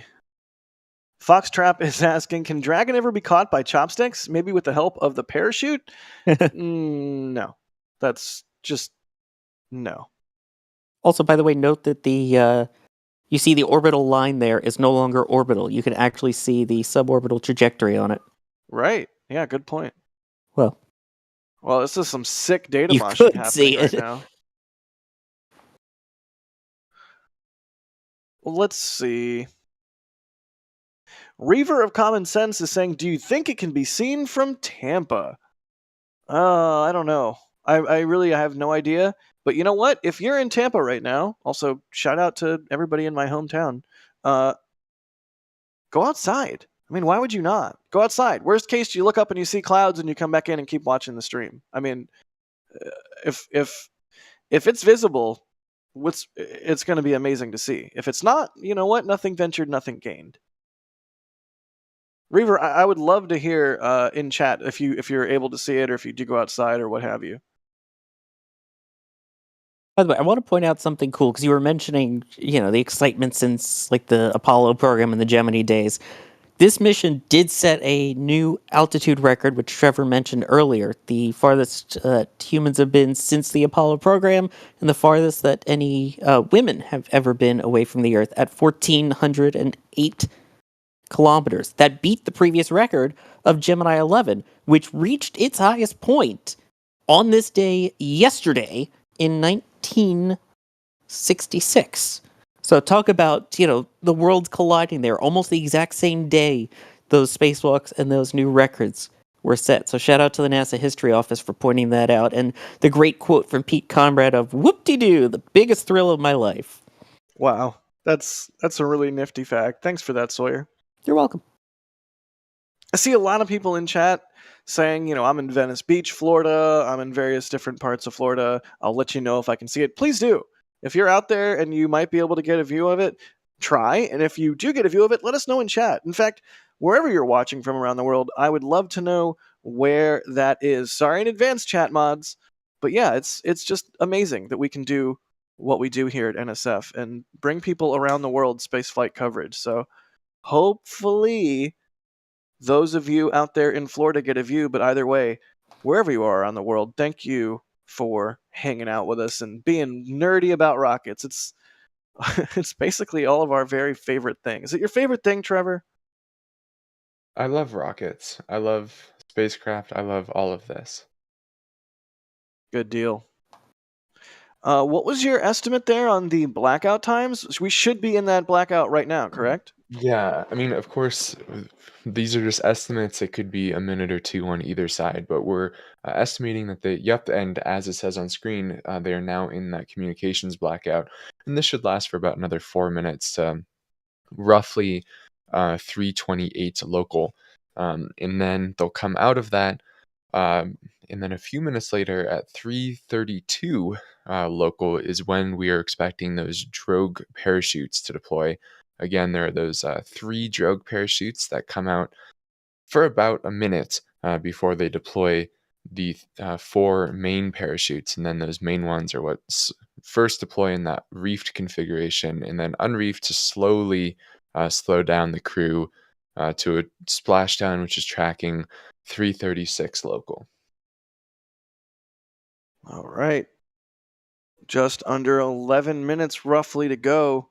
I've just got my eyes glued to the right-hand side of our frame there where we have the live feed from the Keys. I'm really hoping we get some views of it coming in. I would be so happy. Adrian is asking, how many Gs during reentry? It's like 3 Gs sustained for quite a while, isn't it? Sounds about right. You know, you go on a roller coaster, you feel 3 Gs for like a fraction of a second, and you're like, wow, I felt 3 Gs. Try feeling it sustained for minutes. Oof. It's not messing around. Yeah, I'm sure you've got to experience that in the... Go ahead, Trevor. Sorry, I was just saying, Alex is saying up to 4 or 5 Gs is the max. Wow, that's intense. I mean, if you I was like, think you've got to about it, experience that, right, Matt? Right, Jack? Yeah, I think we went up to 5 or 6. I forget what it was, but I do have to caveat that with I think it was a fairly momentary spike. It was not like it was sustained for minutes straight. This particular aircraft I was in was it had an older set of engines, so it was not able to sort of sustain that speed in a turn that would provide those Gs. But yes, I think I've felt up to 6 Gs, which is pretty cool. You can see some more SpaceXers arriving in the viewing area there, outside of Mission Control in Hawthorne. I mean, we're under 10 minutes to go here. This is game time. Dragon is currently streaking through the atmosphere amongst a superheated plasma trail that it is creating as it literally tears the air molecules asunder. I mean, doesn't get much crazier than that. Yeah, again, we're expecting this comms blackout for about another minute or 2. All right. Cannot wait to hear Jared's voice once again. And hopefully we get to see it streaking through the sky. Oh, I'd be so happy. I mean, Drogue deploy is 3:32 a.m. It's currently 3:27 and change. I'm starting to feel like it'd be any second now. And it's entirely possible that we don't get a view from the camera in the Keys. But you know what? You got to try. So fingers crossed. Either way, Max and D really going the extra mile, trying their best to get us some live views of Dragon coming back to Earth. Just under 8 minutes. This is getting really, really real. They're almost home. Yeah, so any second now we should hear that core start to attempt communication. Oh, we have that looks like visual from the WB-57. Yeah, and any second now we should start getting the core trying to communicate with the spacecraft, and then shortly after that they regain communication. We should hear a G call out is typically what they do. That is 100% the feed coming direct from the WB-57, just based on that info at little over 19,000 feet up. There you go. Dragon streaking through the atmosphere there. Wow, that's a fairly high resolution image. I mean, a little bit grainy, but I feel like I can actually make out the gumdrop shape of the capsule. Yeah. Beautiful. Absolutely beautiful. And I cannot wait until we see whatever video. Does D have it? Oh my goodness. There it is. Oh my That's- gosh, D did it. Oh my gosh, Max and D did it. There it is. There is Dragon Resilience. Once again, tearing the air molecules asunder as it streaks back to planet Under Earth. the moon. Oh, wow. That You is guys, gorgeous. look at that plasma trail. Look Yeah, at these that. These are our cameras. This is not SpaceX. This is the sort of thing we can do with y'all's support. This is why we take the time to read out the support on stream and thank everybody for helping us do what we do. Max and D, you know, that gas money doesn't pay for itself. So, holy cow, look at it go. And you can always see the little, like, the gap sort of in the plasma trail. That is completely normal. That is just check. gorgeous. I can have you loud and clear. Help me, SpaceX. Loud and clear, exactly Jared. what we Expect want to hear. automated chute deployment. Incredible views, incredible comms. We have regained communications with the Polaris Dawn crew. This is a drone circling the recovery vessel, and that little This is white ours. dot. I should start the big white dot on the right. Obviously, Wow, Dragon it's really hauling the mail too. Like, oh my goodness. Still see how hot it is. We might even be able to see Drogue deploy from Max's camera. This is insane. This is nuts. I'm almost at a loss for words, but communications with the crew has been restored. We are out of that blackout period, and the next thing up is Drogue GPS parachutes. converged. Expect nominal altitude for Drogue chute deploy. Copy that, SpaceX. We show the same and tracking. All right, nominal altitude expected for Drogue deploy. Everything lining up nominally. That's exactly what we wanted to hear at this point. We're under a minute away from Drogue deploy. And as a reminder, if you don't know what a Drogue parachute is, it's sort of a tiny parachute or a set of tiny parachutes where they come out first. They reef, which is parachute speak for expand. They expand and slow the capsule down, stabilize it, and then at a certain point, when everything is proper, they will be used to pull the main chutes out. So that is what Drogue deploy was. If you're like, I have no idea what a Drogue is, what's a Drogue? What's the difference between that and the main parachute? There you go. So the Drogues should be deploying right around now. Maybe we'll hear a call out about it. Maybe we'll even see it happen. Oh, you can see rotation. Yeah, you can see the seats rotating. Look at that. We don't normally get to see that. Copy, we're So bracing. They're bracing for Drogue deploy. See those shoots What they're shortly. talking about is there's a window where the drogues can be deployed in. So it's the spacecraft decides when they're deployed. So they don't know exactly when it's going to be. It's whenever the spacecraft has measurements that it's happy with. So that's why they're in this window and are now bracing for those drogues to deploy. That makes sense. Thank you for that, Trevor. I don't think we normally get to see that either, the brace position. So this is a very unique view with that.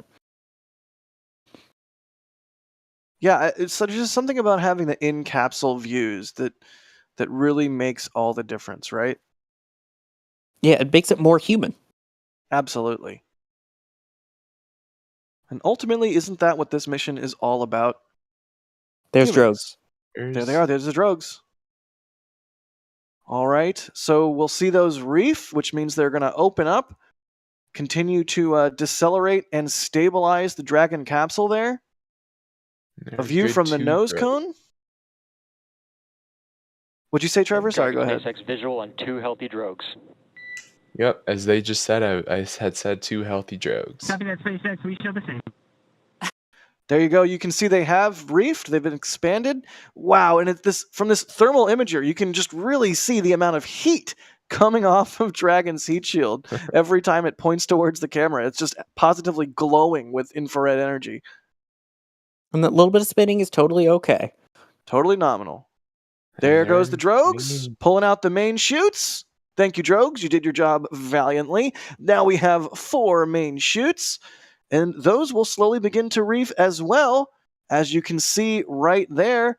Looks like 1 good chute, 2 good chutes, 3 good chutes, 4 good chutes. 4 healthy mains. There's the 4th. Yep.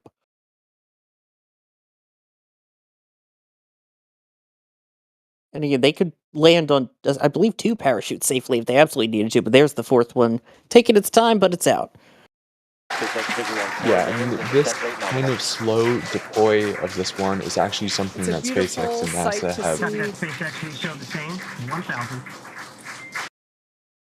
have. That's something that NASA and SpaceX have extensively studied, especially when they were doing a bunch of drop tests of this Mark III design. They wanted to really understand, is the slow deploy of the 4th chute something that's that big of a deal? And they determined that it is acceptable and nominal. Interesting. Very cool. Parachutes are surprisingly hard, y'all. You'd think it's the sort of something that's like figured out. Hearing our commander, Jared Isaacman, call out the altitude as they descend to the ocean's surface. All right, there you go. Just coming up on Splashdown here very, very shortly. Dragon Resilience descending under 4 good main parachutes after what appeared to be a perfectly nominal reentry. And momentarily, the crew will be back home safe on our precious, one and only planet Earth. Wow. SpaceX just absolutely executing flawlessly with this entire flight. Just really fantastic to see. And again, it's okay that our clock is going a little bit on the plus side with NET. That's why it was no earlier than. Right. All still normal. 400 meters to go. Props to the camera operator in this WB-57. This cannot be an easy track.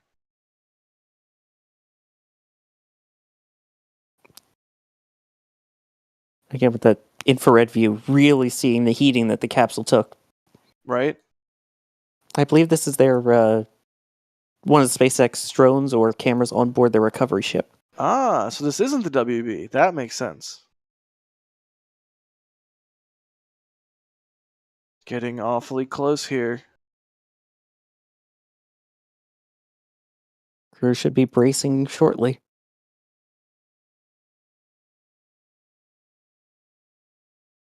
And Sawyer, you said once they... Oh, there you go. Splashdown. And it's upright. As you can see on your screen, and by the cheers behind us, the Polaris Dawn crew has successfully splashed down. Welcome back to planet Earth, Polaris Dawn. SpaceX recovery team now moving into place to begin the process of strapping the Dragon capsule up with the necessary rigging in order to lift it onto the recovery vessel. Wow. Wow. Polaris Dawn splashed down in the Gulf of Mexico after a fantastic mission, chock full of science and historic milestones. SpaceX copies code 1. Code 1, again, meaning they're upright. All's good. Yeah, there's multiple stable configurations for a capsule in the water. One of them is what we're looking at right here, upright, but weirdly enough, one of them is completely upside down. I think that's called stable 2, right, Sawyer? Yeah, it's something that you don't see very often, but it does happen, and if so, there are ways that they can attempt to make it upright. Good deal. So, Sawyer, we were talking a little bit earlier about the recovery process. Like, what are we going to expect to see next? Like the fast cruise coming up to Dragon? What's going on? That'll be the next thing that we should see. Will actually be, looks like a little dinghy. It'll be a fast boat that's going to head on out there, check everything out, make sure all looks good, and then they will attach a special harness system. You will literally see people jumping onto the capsule physically as well as in the water to make sure that this mechanism is attached and secured so that when they do attach it to Shannon, the recovery vessel, that it will stay and be lifted up using the crane system that they have right on the back. Nice. Okay, here's the thing. I want to hear from D and Max, who got to witness this in person with their own two eyes. But first, I do want to thank a bunch of support that's come through. Those fast boats carry... Copy, stable 1. All right, once again, stable 1. Good deal. Michael, thanks for the support. They want to know about the space perfume. It smells bad. That's all you need to know. Booster 1058, thank you for the support with the love to Max and D. Mats, thanks for gifting 10 Red Team memberships. John, becoming a PadRat member. Deborah Jean, thank you so much. They say, would be cool if Max and D could live stream through the keys in 7 Mile Bridge. Would love to see Boca Chica Key. Just that part, so not to stress folks too much. Missed seeing them due to dark. Echo Deal, thank you for the support. They say, why did the capsule cross the atmosphere? To get to the other side. Nice. No. Warren McCrory, thanks for becoming a PadRat member. Thunder Taco Gaming, thank you for the support. They say, watching from Nebraska, love your coverage of SpaceX. Thanks so much. You know, we cover all sorts of rocket companies, so hopefully you like that coverage too. But yes, also our coverage of SpaceX. Warren, thank you for the support. They say, I more than understand why they're stopping the Panhandle landings, but I hate it because it's very close to me. Yeah, that's a shame. Well, again, it's all because of weather. So, yeah, once Right. they move away from Florida, but in the meantime. Expect personnel alongside in approximately 1 minute. There we go. We can see the fast boat there approaching. SpaceX and Polaris Dawn, we are mission complete. Thanks for all the big help pulling this mission together. Wow. Polaris Dawn, mission complete. You heard it there from Rook himself.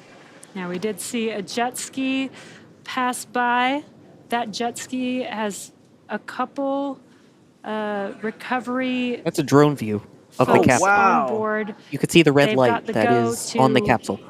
Do those, gas and hazardous checks to make sure that Dragon is safe for the recovery vessel to approach. Yeah. Sorry to talk over that there, but I mean, this is no, you're good. A unique view.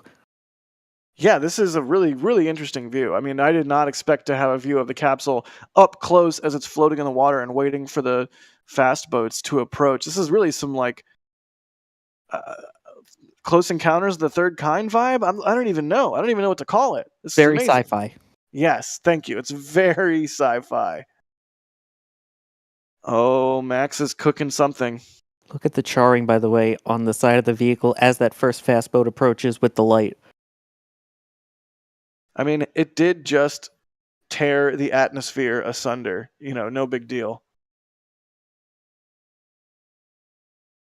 I am loving this drone view. Wow, and the blue on the water. Blue. Yeah. That's gorgeous. And the lights coming from the windows in the capsule.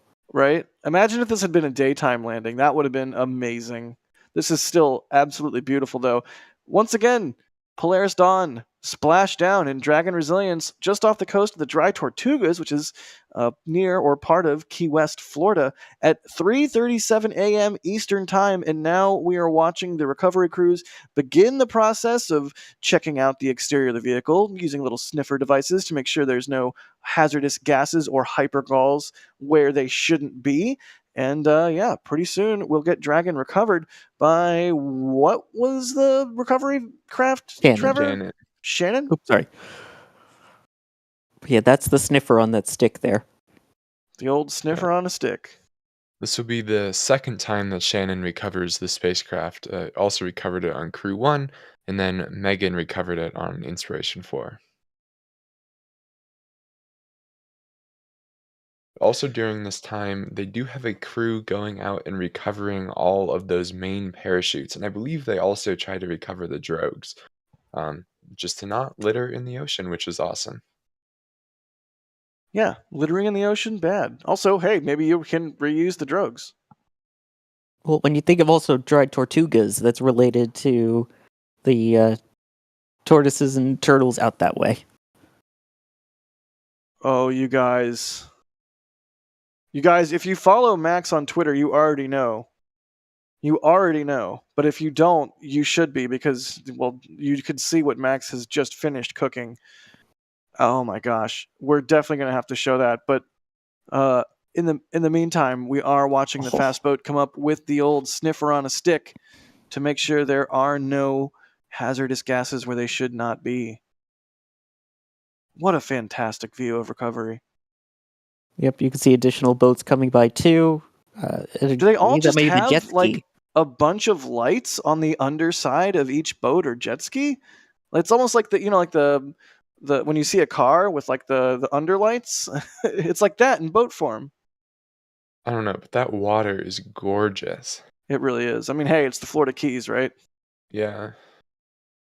Reminiscent a bit of the green marker that they used to release on after the Apollo missions and the Right. early missions to Here show we where the go. capsule is. Here's what Max was cooking. I'm going to spam a link to this in chat. I want everybody that is watching right now It's approximately to 2 to go. 5 minutes until capsule lift. Stand by for PMC. They say Copy that. 25 5 minutes? minutes for capsule lift, and glad all the checkouts are good. Yep. All right, so sounds like the sniffer on a stick did not sniff anything bad, and they're going to be ready to lift that capsule up onto Shannon's deck in about 25 minutes. Excellent. And you can see that rope already starting to go on the right side there, the first attachment point. Good deal. So yes, once again, that fantastic long exposure from Max. We've pinned it in chat. Everybody that's watching right now to head on over to X and give that a like, give it a retweet if you want. That is a really amazing image.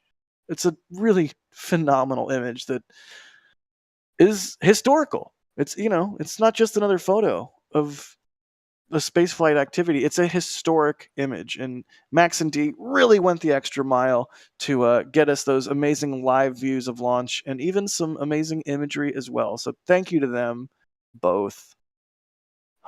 What a cool shot. I've always wanted to shoot a reentry. I almost went and drove up to New Mexico to try and catch Starliner coming back, but the weather wasn't great. My car wasn't acting great. A variety of factors conspired against me, but someday. Look at the drone in that view. The thermal shot moving to the left. Yes. That's neat. And I've seen one reentry, but it didn't show up in my camera because again, it was such a cloudy night. But just that to see that streaking, the heat and the speed is unreal. And Max did an amazing job of trying to capture that, and it shows. He captured it beautifully. There's a behind-the-scenes shot from Dee of Max cooking. Love it. You love to see it. What a cool team of people that we have here that we're able to do stuff like this. Just phenomenal. Eclipse Chris. There we go. I can read. Thanks for the support. They say, Jack, how would you attempt to cook bacon on reentry? Oh, on the heat shield, of course. Jennifer Gates, becoming a Capcom member. Thank you so much, Jennifer. Pop into the Discord, which you now have access to, and say, hey. Sam S., thank you. Celadon Hair Extraordinaire, thank you so much. InGen Fair, thank you for the support. Mikey LCR, thank you so much. Go SpaceX. All right, we're actually ready to do a PMC now, so I'm going to be privatizing Dragon to ground. You'll next hear from the ship surgeon. Copy that, SpaceX. All right, it sounds like they're switching their ground comms to a private channel. Did I interpret that properly? Yeah, PMC is a private medical conference. So they'll each check in with the doctor on board the ship, just let them know how they're doing. Good deal. Well, while they're doing that, I'll keep thanking everybody for enabling us to do awesome stuff like this. RC Horseman, what's up, buddy? They say, here you go, NSF. Well worth it to watch this. Thanks so much. Seriously, thank you so much. That is a 100 Canadian dollar super chat. That's extremely generous of you, RC Horseman. Thank you. You're always coming out with support, and we appreciate you for it. IR Geek, thank you for the support. Mike Anderson, thank you so much for the gas money for Max and Dee.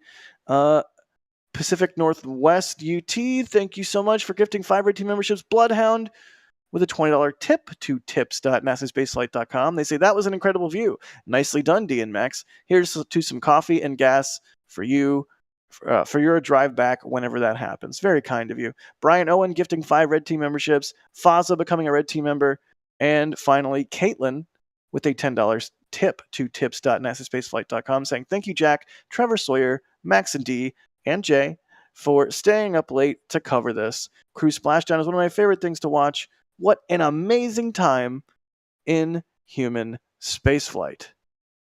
Absolutely. We truly are in a new golden age of spaceflight, and I, for one, could not be happier about it.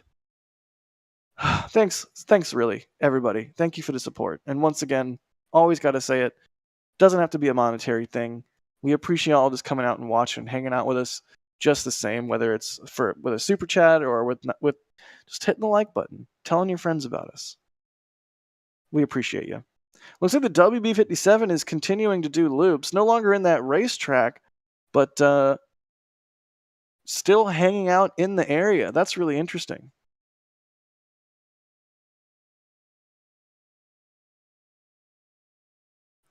So, Sawyer, what are we going to expect to see next? I'm curious how long SpaceX is going to continue with these drone views. I mean, I'm here for it. I guess as long as the battery lasts. But yeah, again, you see them working on those straps right now. You could see there is a person physically on the spacecraft right there, tugging and tightening everything. Once they get all that secured, you will see them physically jump into the water and then head back onto the fast boat. That is when Shannon will slowly make its way towards the capsule. The maneuvering thing is on what appears to be the rear of the vehicle when you look at it. It's this big giant black mechanism. Once it gets close enough to Dragon, that's when it will lower down, and they will do all of the attachments and secure it to that before lifting it onto this nice little donut that they have on the deck and retracting it backwards so the crew can get off.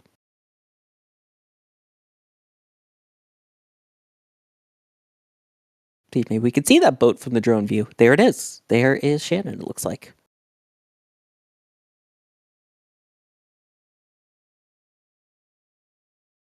That is Shannon.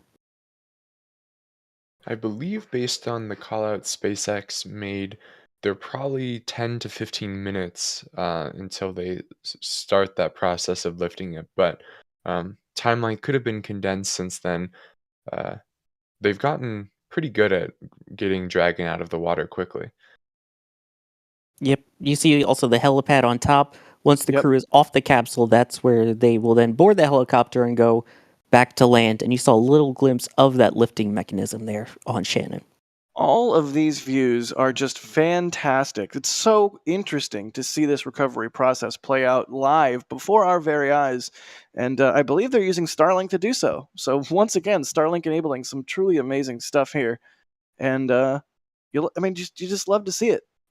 Speaking of loving to see things, D, you were out there. You saw it with your own 2 eyes. And I know you've seen a lot of really cool stuff in your tenure as a spaceflight reporter. How did this stack up? Just talk to us. How was it?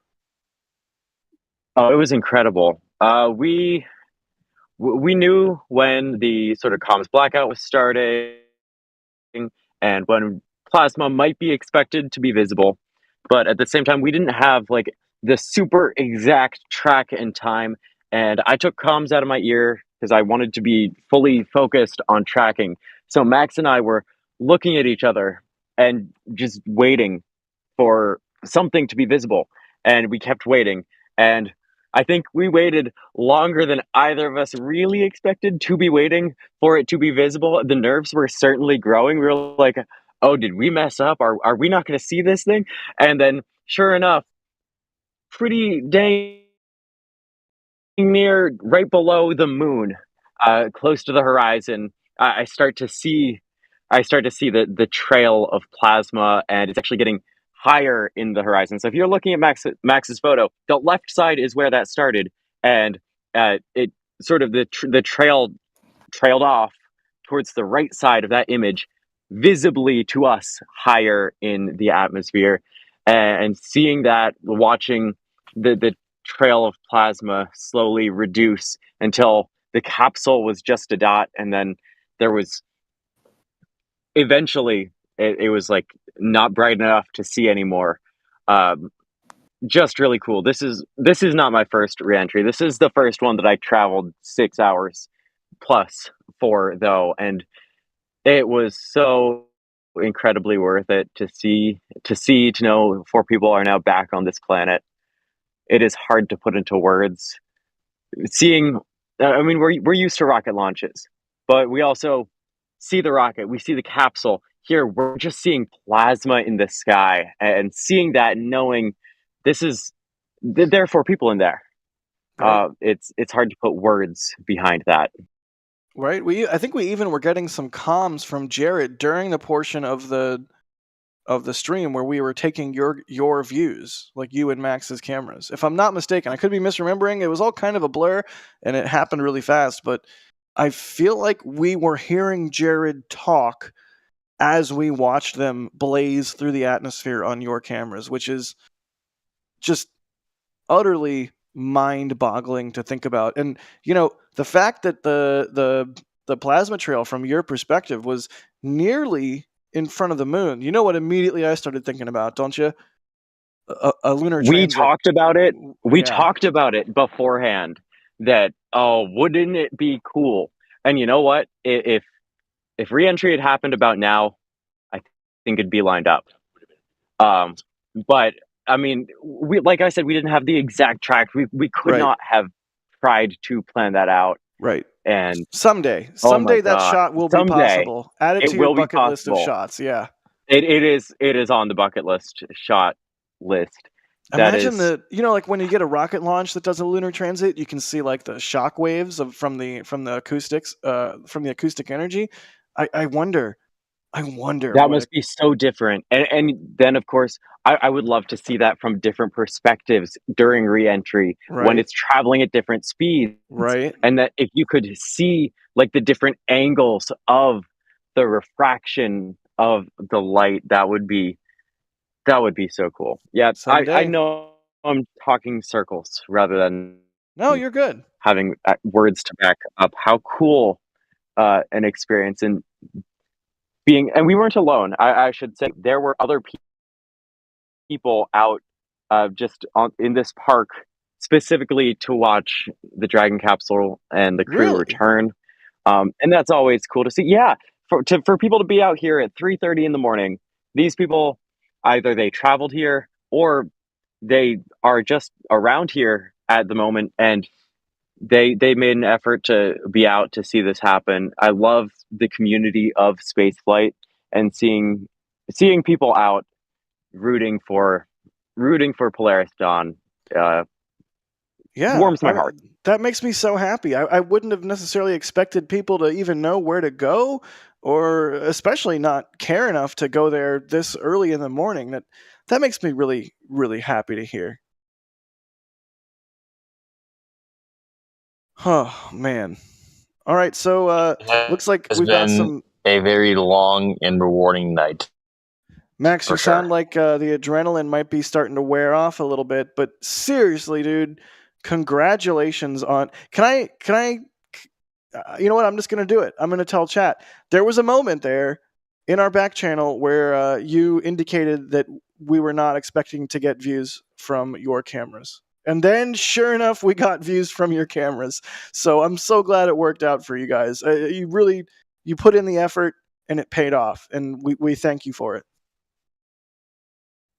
Yeah, that was like one of the biggest turns of events that we've ever had trying to cover any event ever. We were getting toward the end of what we You're coming through a little bit robot, Max. You might be going through a Starlink handoff. We'll come back now? to How you. do I sound? Oh, you sound better now. Good. Well, I was just gonna say that that was like the biggest turn of events that we've ever had covering any event, and we were getting toward the end of what we thought was the scheduled comms blackout. We were about a minute away from when it was supposed to end, and that was like it. I thought that was it completely. I don't want to speak for D, but I thought that was it completely. And we weren't going to see anything. Then all of a sudden, D just points at the sky and says, "Look, there it is!" And sure enough, there it is, appearing right below the moon, coming right at us, appearing to ascend from our perspective. It was at the tail end of Reentry, or at least the heart, or not the heart, but the peak of the plasma trail. So it wasn't as bright as it otherwise normally would be. Right. But we still saw it plainly, and it was incredible to see. It was such a huge relief as well, because we didn't come all this way for nothing. Even if you two had been skunked, we still would have been very appreciative of the effort that you guys put in. And I know that feeling. I know what it's like to drive for many hours for a chance to be able to see and broadcast something amazing. And I also know that feeling when it pays off. So you deserve all of the endorphins, all of the dopamine, whatever good feel chemicals your brains want to provide you to right now. You've absolutely earned it. Once again, I'm going to spam Max's picture for a little less than 5 minutes. All right. Copy that, SpaceX. Yeah, getting some fried chicken fresh off the Dragon capsule. And also another cool full circle moment with Anil, that is Anna Menon's husband, was the flight surgeon that greeted the Inspiration 4 crew, which is really cool.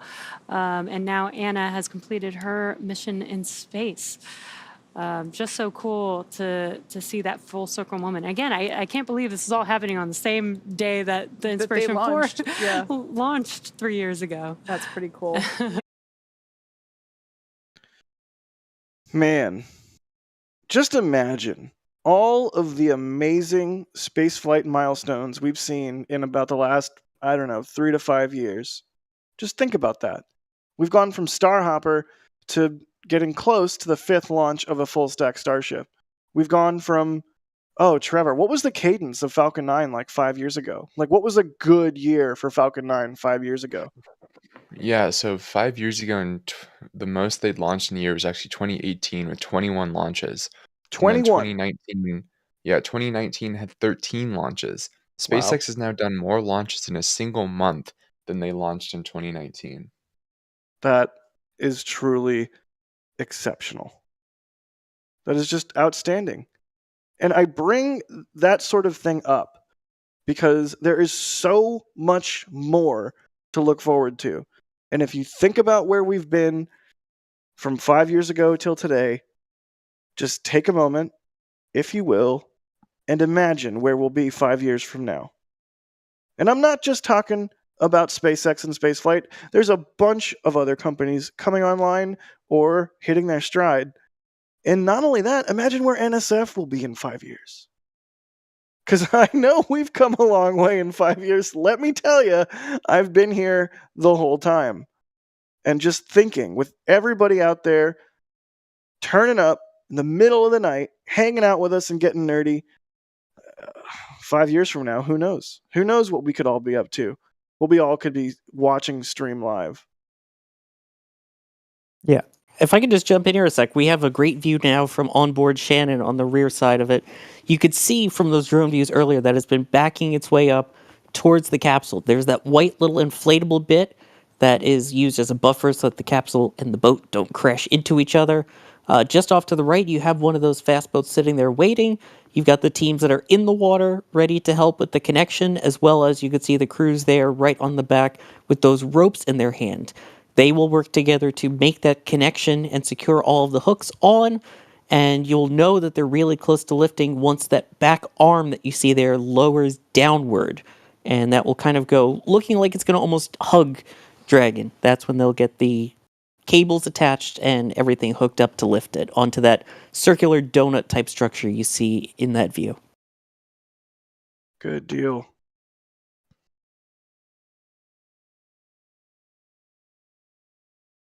You can see Shannon getting ever closer with that little bumper. Just to be safe, a little squishy bumper. Almost like they heard me with that donut. Now I want a donut. Oh no. Thank you, Homer Simpson. Donut. I want a chocolate frosted cruller from Randy's. Oh gosh, why do I have to be The in best Texas? donuts by far. Yes, agreed. I'll take a crispy marshmallow donut, aka dragon, on said donut.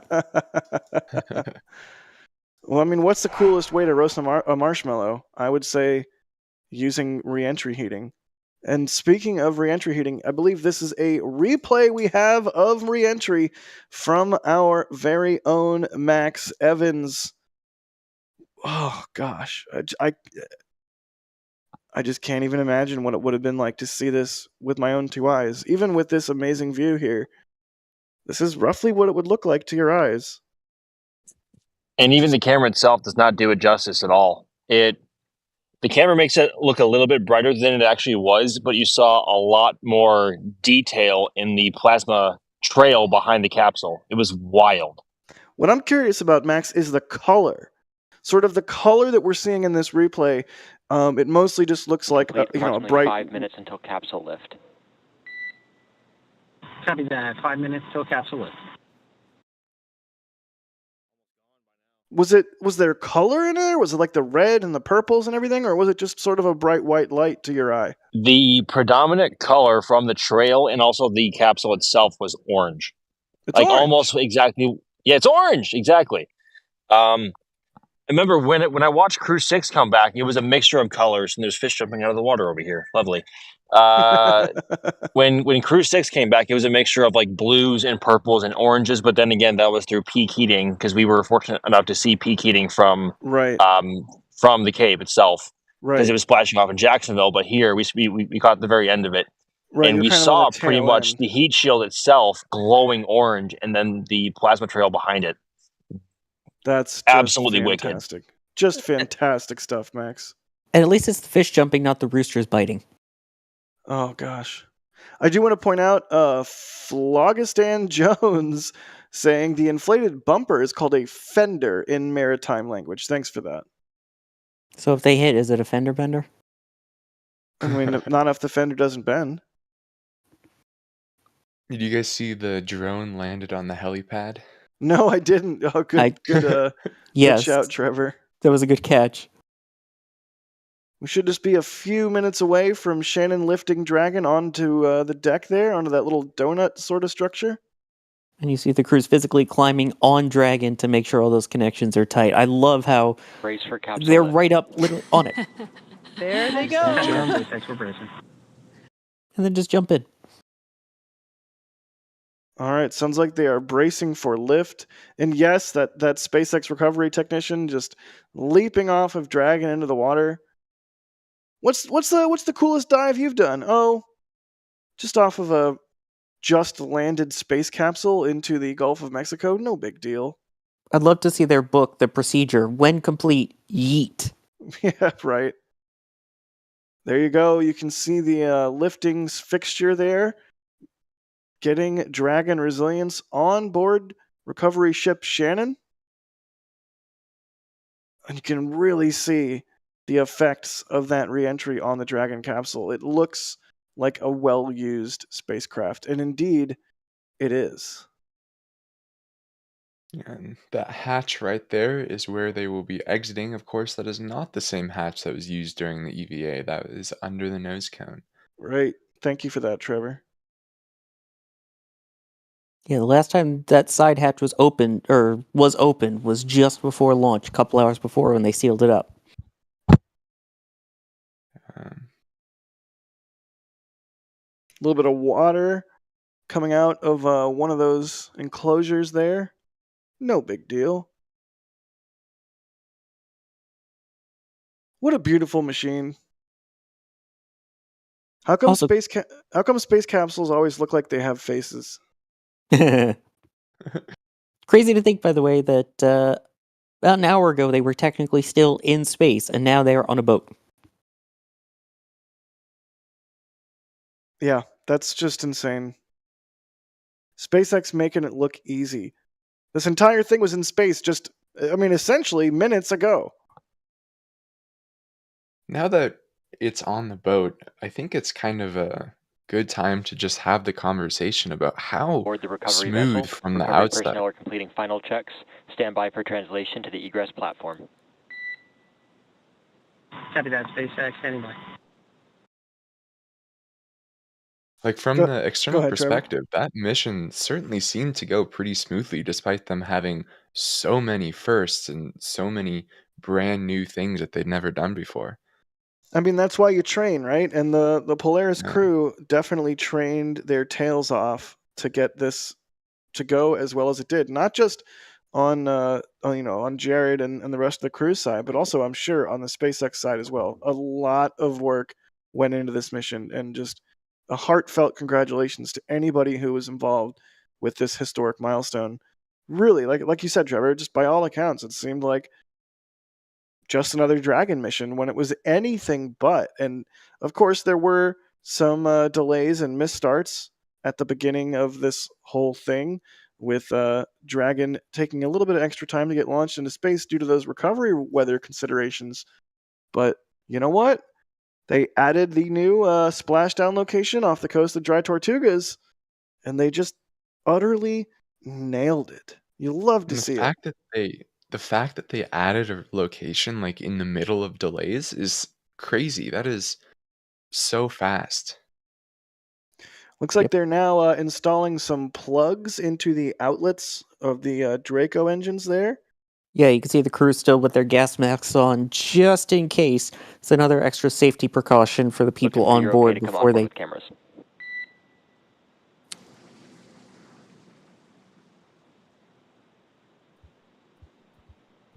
SpaceX Dragon, you're welcome aboard with the cams.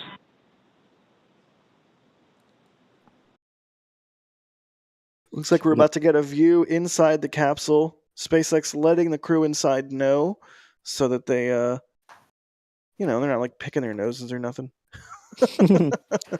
Also confirming that people are keeping their lunch down as well. Yeah, I mean, bobbing around in the ocean in a capsule like that. I'm all for going to space. I would go. You want to send me tomorrow? I'll fly in literally whatever you want me to fly in. Let's do this thing.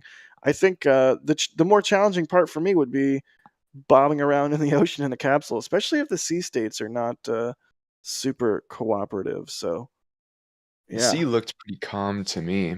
it did today. It did look quite calm. Yeah, John in chat says puts Jack in a Soyuz. Please Oh sign me up. gosh. I'll go. I'll use the little stick to poke the buttons. I don't care. Let's go. There we go. The crew on board Dragon Resilience. There they are. Look how happy. Yeah, I would be, wouldn't you? Oh, absolutely. There's the thumbs up Double thumbs up. from Kid. I love it. Fantastic. All smiles from the crew there, getting ready to egress Dragon here shortly, right, Sawyer? Exactly. Once they do the final plugs and make sure everything is safe, they will translate it or move it, slide it basically back where there's a little platform. So they will then open the hatch, add kind of what looks like a slide almost in between to bridge the gap, and the crew will be removed, assuming all is well. Nice. Wartoes in chat says, puts Jack in untitled spacecraft. I'll do it. Let's go. I'm sold.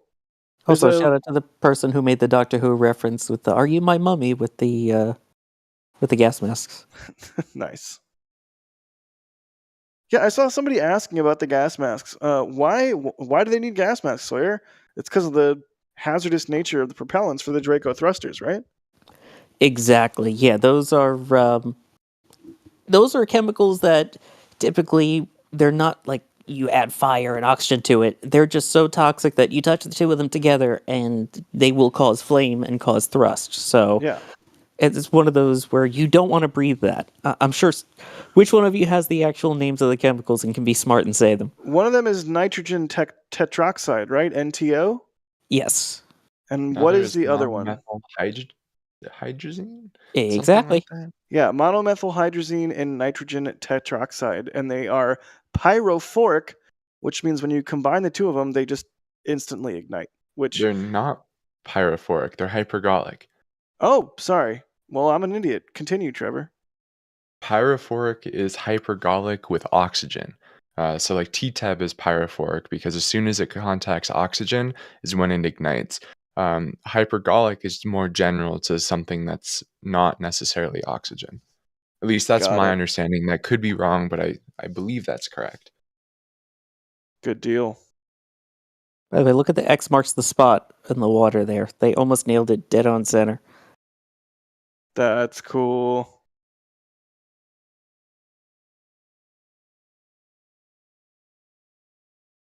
Yeah, I can't imagine being the person to write the software that enables the crew situational awareness like that. What a cool job. Like, oh, what do you do? I'm a software developer. And they're like, oh, okay, you're another software developer. What kind of software do you develop? Spaceflight. It's like, oh, okay, now I'm interested.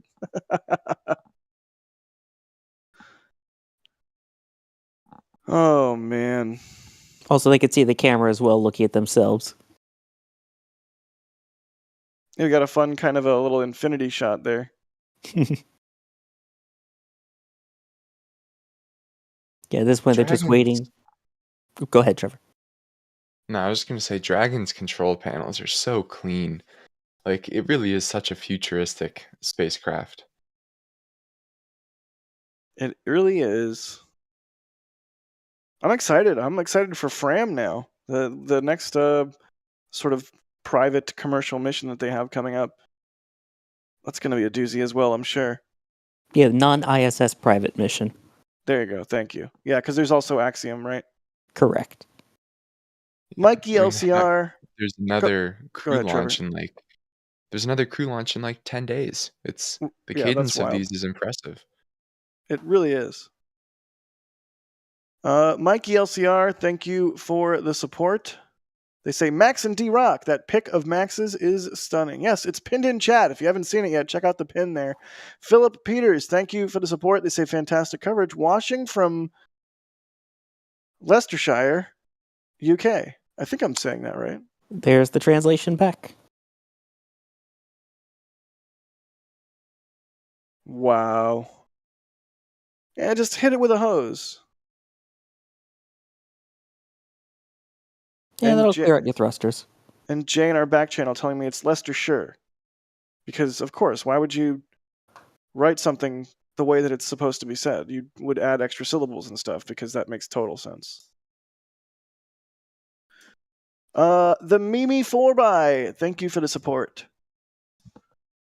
Waiting for that hatch to get opened.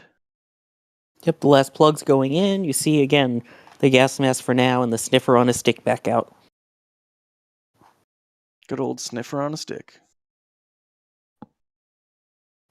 When do we start selling those at shop.nasaspaceflight.com? I don't know. I'll DM Adrian real quick. I'll DM Adrian real quick so that we can get a sniffer on a stick. I'm sorry. It's 3:30. It's almost 3:30 a.m. here. I'm sorry. I'm starting to go crazy. 4:30 a.m. almost here, so I get it. Rip. Newport Marina, thank you for the support. They say thanks from the Oregon coast. Amazing views. Olive Turkids becoming a launch director member. Wow.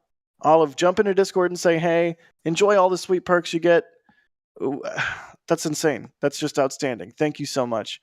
Matthew, thank you for the support. They say future recovery staff should wear thermal shielding underwear. Yeah, that might be smart.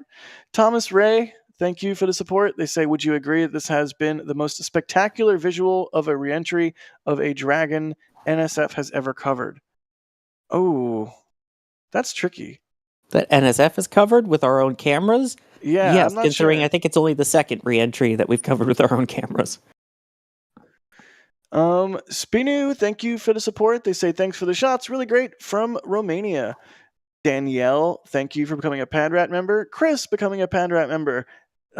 Zip Tag the Snake, thank you for the support. They say I spotted some space debris on the right of the screen. The hatch is open. Oh, hatch is open. Sorry. No, you're good. Hatch is open. Let's watch the crew exit. And we talked about it during the launch stream, the kind of like pool noodles almost that we joked that they use as the gap there. You still see they have right that thing that will go as the gap in there to make sure they don't scrape their suits on anything. There you have it. SpaceX team member there. On board Dragon, peeking his head in, smiles all around. He gets to smell space for the first time, and they get to smell air for the first time in almost 6 days. Yeah, I mean, that capsule was vented to space. They opened up the nose cone. So space was like inside the capsule. I do wonder what that might end up smelling like. But that is the flight surgeon. They are on board, and it looks like they're talking with the crew, making sure everybody is good to egress. A reminder, the flight surgeon is Anna Menon's husband. Nice. He's like, hey, babe. She's like, hey, hon. What's for dinner? Yeah, she's like, did you do the dishes you said you were going to do? And he's like, oh, yeah, totally. Yeah, better not come back home to piles of laundry after 6 days in space. Oh, man. The wife-husband combos have been an interesting motif with Dragon missions because, right, Bob Behnken, who flew on DM2, his wife flew on Crew 1, and a ship is named after both of them in SpaceX's recovery fleet, so it's cool. Pretty nifty. Yep, we saw they put that little hatch protector in. On the other side, you can see that happening behind the flight surgeon. So we should hopefully get those cameras again. You saw the physical camera person there looking directly into the hatch as they come out. They'll, I believe, place a little gap filler, basically, in between where the hatch is and where that boat ledge is, just to make it a smoother exit. Taking out the iPads now.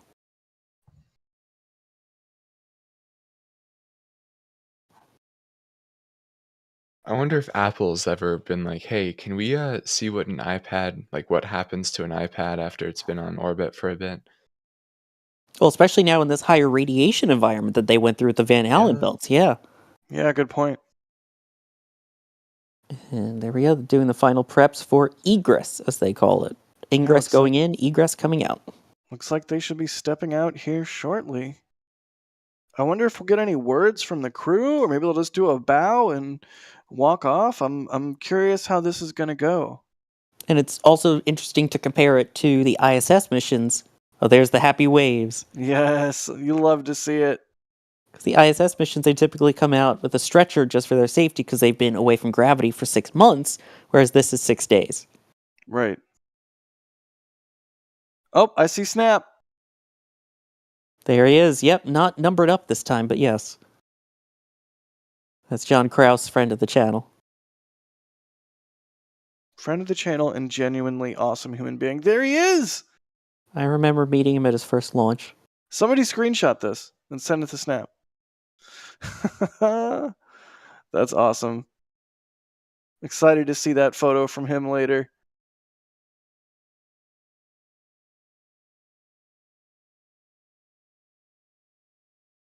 Vegas is asking, what's the warning sticker supposed to warn them about? I think it's more of a cheeky joke than an actual warning.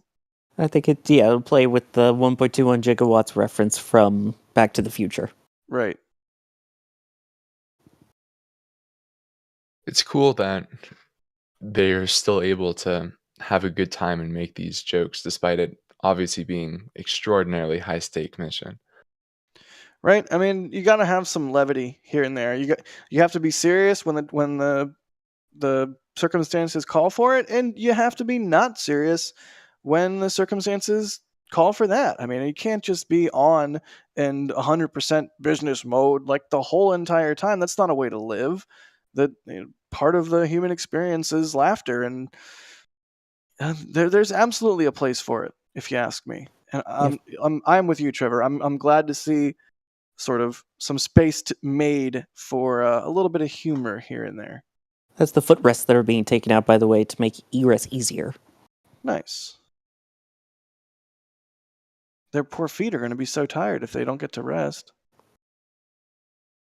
I mean, they haven't needed to use them for 6 days, so they're fine. That is true.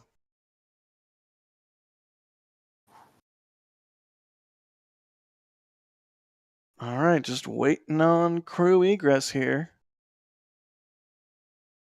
Here's a question from Egosaurus Rex. What is scheduled next for Dragon Resilience? Trevor, do we know? Resilience, we don't know, but my guess is it would be Polaris Mission 2. This spacecraft hasn't flown since Inspiration 4, since they were doing a bunch of heavy modifications to it, right? They had to remove the cupola and change a lot for the EVA.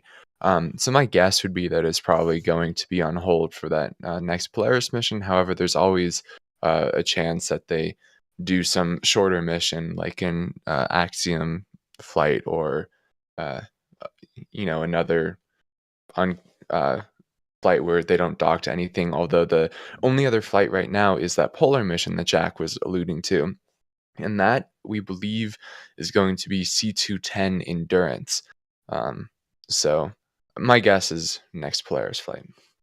That's a good guess, Trevor. I hadn't thought of that, but you're right. 98 Central is asking, does the Dragon capsule engage retro rockets seconds before splashdown? Here's egress number 1. Hey, who's that, Sarah? Hey. I believe that's Anna. It looks. Is that Anna? Yeah, that is like Anna. Anna to me. Thank you. Hard to tell without seeing their hair. Believe next will be Sarah, followed by Kid, and then Rook. Good deal. That's something I would love to know as a bald guy. Like, what's it like to have that much hair in space? Is it annoying? Do you have to like actively tie it up? Does it get caught on things, or is it just like, wee? Yeah.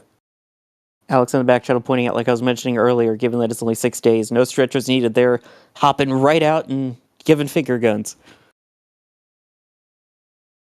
Yeah, I mean, they didn't have like a whole bunch of time in space, like an ISS mission or something, for their muscles and whatnot to atrophy. So that kind of makes sense.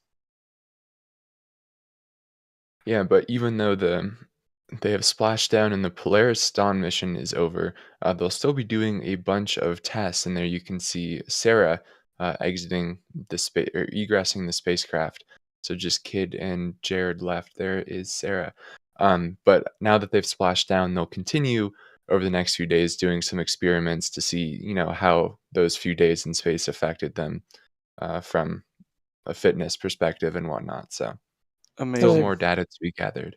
Yeah, they talked a lot about. They released a really nifty science video. I think it was today, like a 7-minute long video. Each of the crew members sort of talking about different science objectives that they completed, and those aren't over. They're going to get some after data as well. So Sarah is out. Anna is out. Kid is next. By the way, I just have to say now that they're back home safely and Sarah's exited, you guys update your spreadsheets for mission numbers. It's time for me to update my spreadsheet on astronauts that I've met.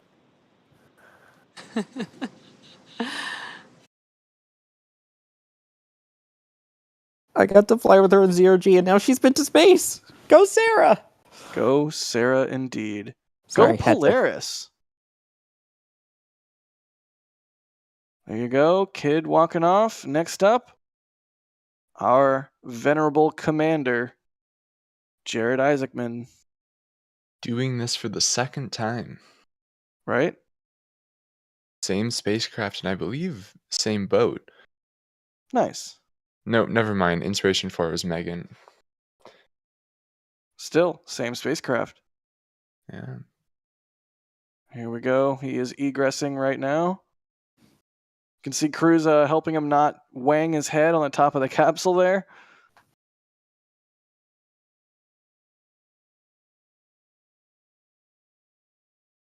Love it. Love it to see the smiles. Love to see the excitement. The joy of being back on our planet. And the joy of a mission well completed. Absolutely fantastic stuff. Well, there you have it. Crew is off of Dragon. Go Polaris Dawn, you guys. Welcome home. Welcome home indeed. Oh, And man. Just a tremendous congratulations and to everyone who worked on that. I mean, I can't even imagine what everyone must be feeling after working on that mission. Truly, truly insane. I mean, if it was me, I'll go out on a limb here. If it was me and I had worked on this mission, right now I would be feeling extremely pleased. I would be feeling extremely happy that everything went off without a hitch, that the crew is now safe back on Earth, and I would probably already be thinking about what next. I can't wait to hear from the crew how this experience was, how it was to see the Earth from such an insanely high orbit.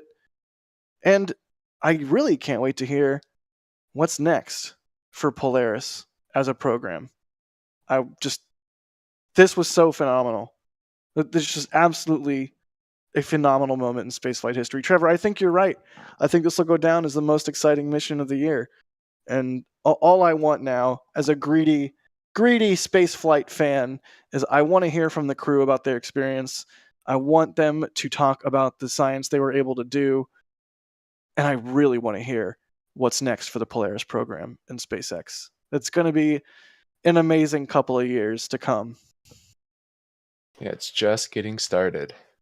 Really, we're taking our first baby steps out into the solar system. Finally, after sort of a halting start back in the 60s.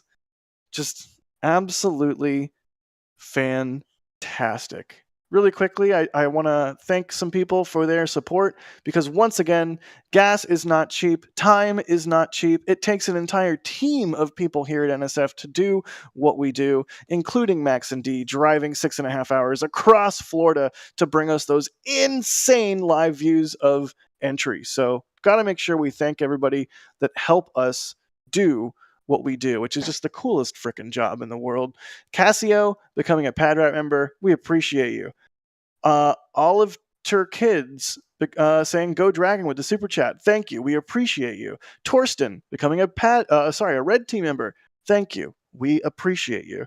Energetics with a super chat saying what's happening with human waste in the 6 days? Sorry for asking. No, it's a good question. You know, they have some waste storage tanks. It's a thing, you know, you just have to have a bathroom in space, and there is one on Dragon. Alan, thank you so much for the super chat. Very generous of you. We appreciate you. And finally, Digital Bladica, thank you so much for the support there. Y'all, if this was your first NSF stream, I'm not even quite sure what to tell you, but this is what we do. We get cameras in places where cool things are happening, spaceflight related, and we bring it to you guys live. Here is a replay of just that sort of thing. This is, I believe, from D's camera. We already saw Max's amazing replay from earlier and his amazing image as well. And now here is a insanely sweet shot from D as well. This is the sort of thing everybody enables. This is the sort of thing that our crazy team of dedicated individuals here at NSF is able to pull off when y'all believe in us. We talked about it. There was a moment where Max and D thought, you know, they got skunked. Sometimes you win, sometimes you don't. And today, they won. They really pulled a rabbit out of a hat for us all, so that we could all witness this historic moment in spaceflight together. So just once again, thank you to D and Max for running out there to the keys and getting us these 6 shots. Their info's popping up on screen. Make sure you follow them on the socials. Just utterly outstanding work. Just fantastic. I could say it over and over again till I'm blue in the face, but just once again, thank you so much to them. I hope they get some rest tonight. They truly earned it. Also, on today's stream, we had good old Mr. Trevor Sesnick. Trevor, thanks for being on, good buddy, and sharing your knowledge and wisdom. Of course, certainly end to an extraordinarily exciting mission, but there'll be more, and we'll be here to cover it. Indeed, Trevor's info's on screen right there. He has an inscrutable Twitter profile name, so good luck with that. Also joining us, I know it's the Higgs boson. Shut up, Trevor. Also joining us on commentary was Sawyer. Sawyer, thanks so much for sharing your knowledge and wisdom and excitement, dare I say. Oh, it's my pleasure. I've been excited. I'm so happy to have been a part of this from launch to landing. It's very different when you have someone you know flying. The nerves are a lot higher, the stakes are a lot higher, and especially on such a historic mission, I am so happy to see them home, and that was one heck of a ride. Indeed. Also, in the background, we had Jay operating the stream. Jay, thank you so much for doing what you do. We appreciate you, buddy. And, of course, I'm Jack Byer. You all know who I am. I'm the guy with the annoying voice who won't shut up sometimes. But yeah, that's it. Polaris Dawn, mission complete. Fantastic work all around. Just utterly amazing. I've already said all the philosophical things. I've already said all the imagine where we'll be in 5 years sort of things. And I just want to close out by saying thank you all so much for helping us do what we do. It's the coolest dang job. We are just the hype train for the new golden age of spaceflight, and the only thing that allows us to run the train is everybody here that's hyped up about it too. So your excitement feeds our coverage. It's just a whole virtuous cycle. You guys are the best. Daniel here with a last-minute super chat saying, I believe in NSF. Daniel, thank you.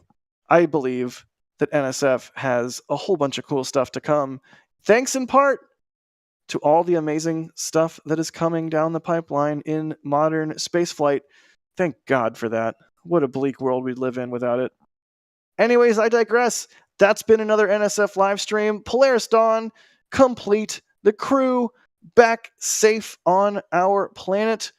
And you know what? You know the drill. We'll be back live as soon as the next rocket is launching, or the next thing is happening here in Starbase. Whatever happens first, we'll just have to wait and see. But until then, you don't have to go home, but you can't stay here. In fact, you can go over to, Space Coast Live or Starbase Live or McGregor Live. I don't know. Do whatever you want. If you're in the Discord, you can hang out in the Discord. But stream is ending as soon as I start stopping talking, like right now. Bye.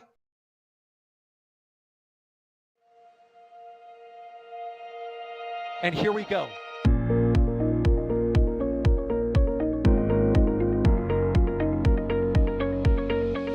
We have liftoff. Propulsion continues to be normal. R68 chamber pressure looks good. Following up. Roger, Atlantis. Water towers, fly!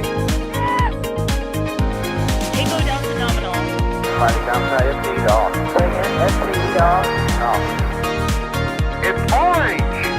45! Oh my god! Oh my god! Decollage. What is it? Put that in the big bag, Eagle. 343 unfolds to go. Indeed. We rise together, back to the moon and beyond. If the methane will be igniting in the flare, correct?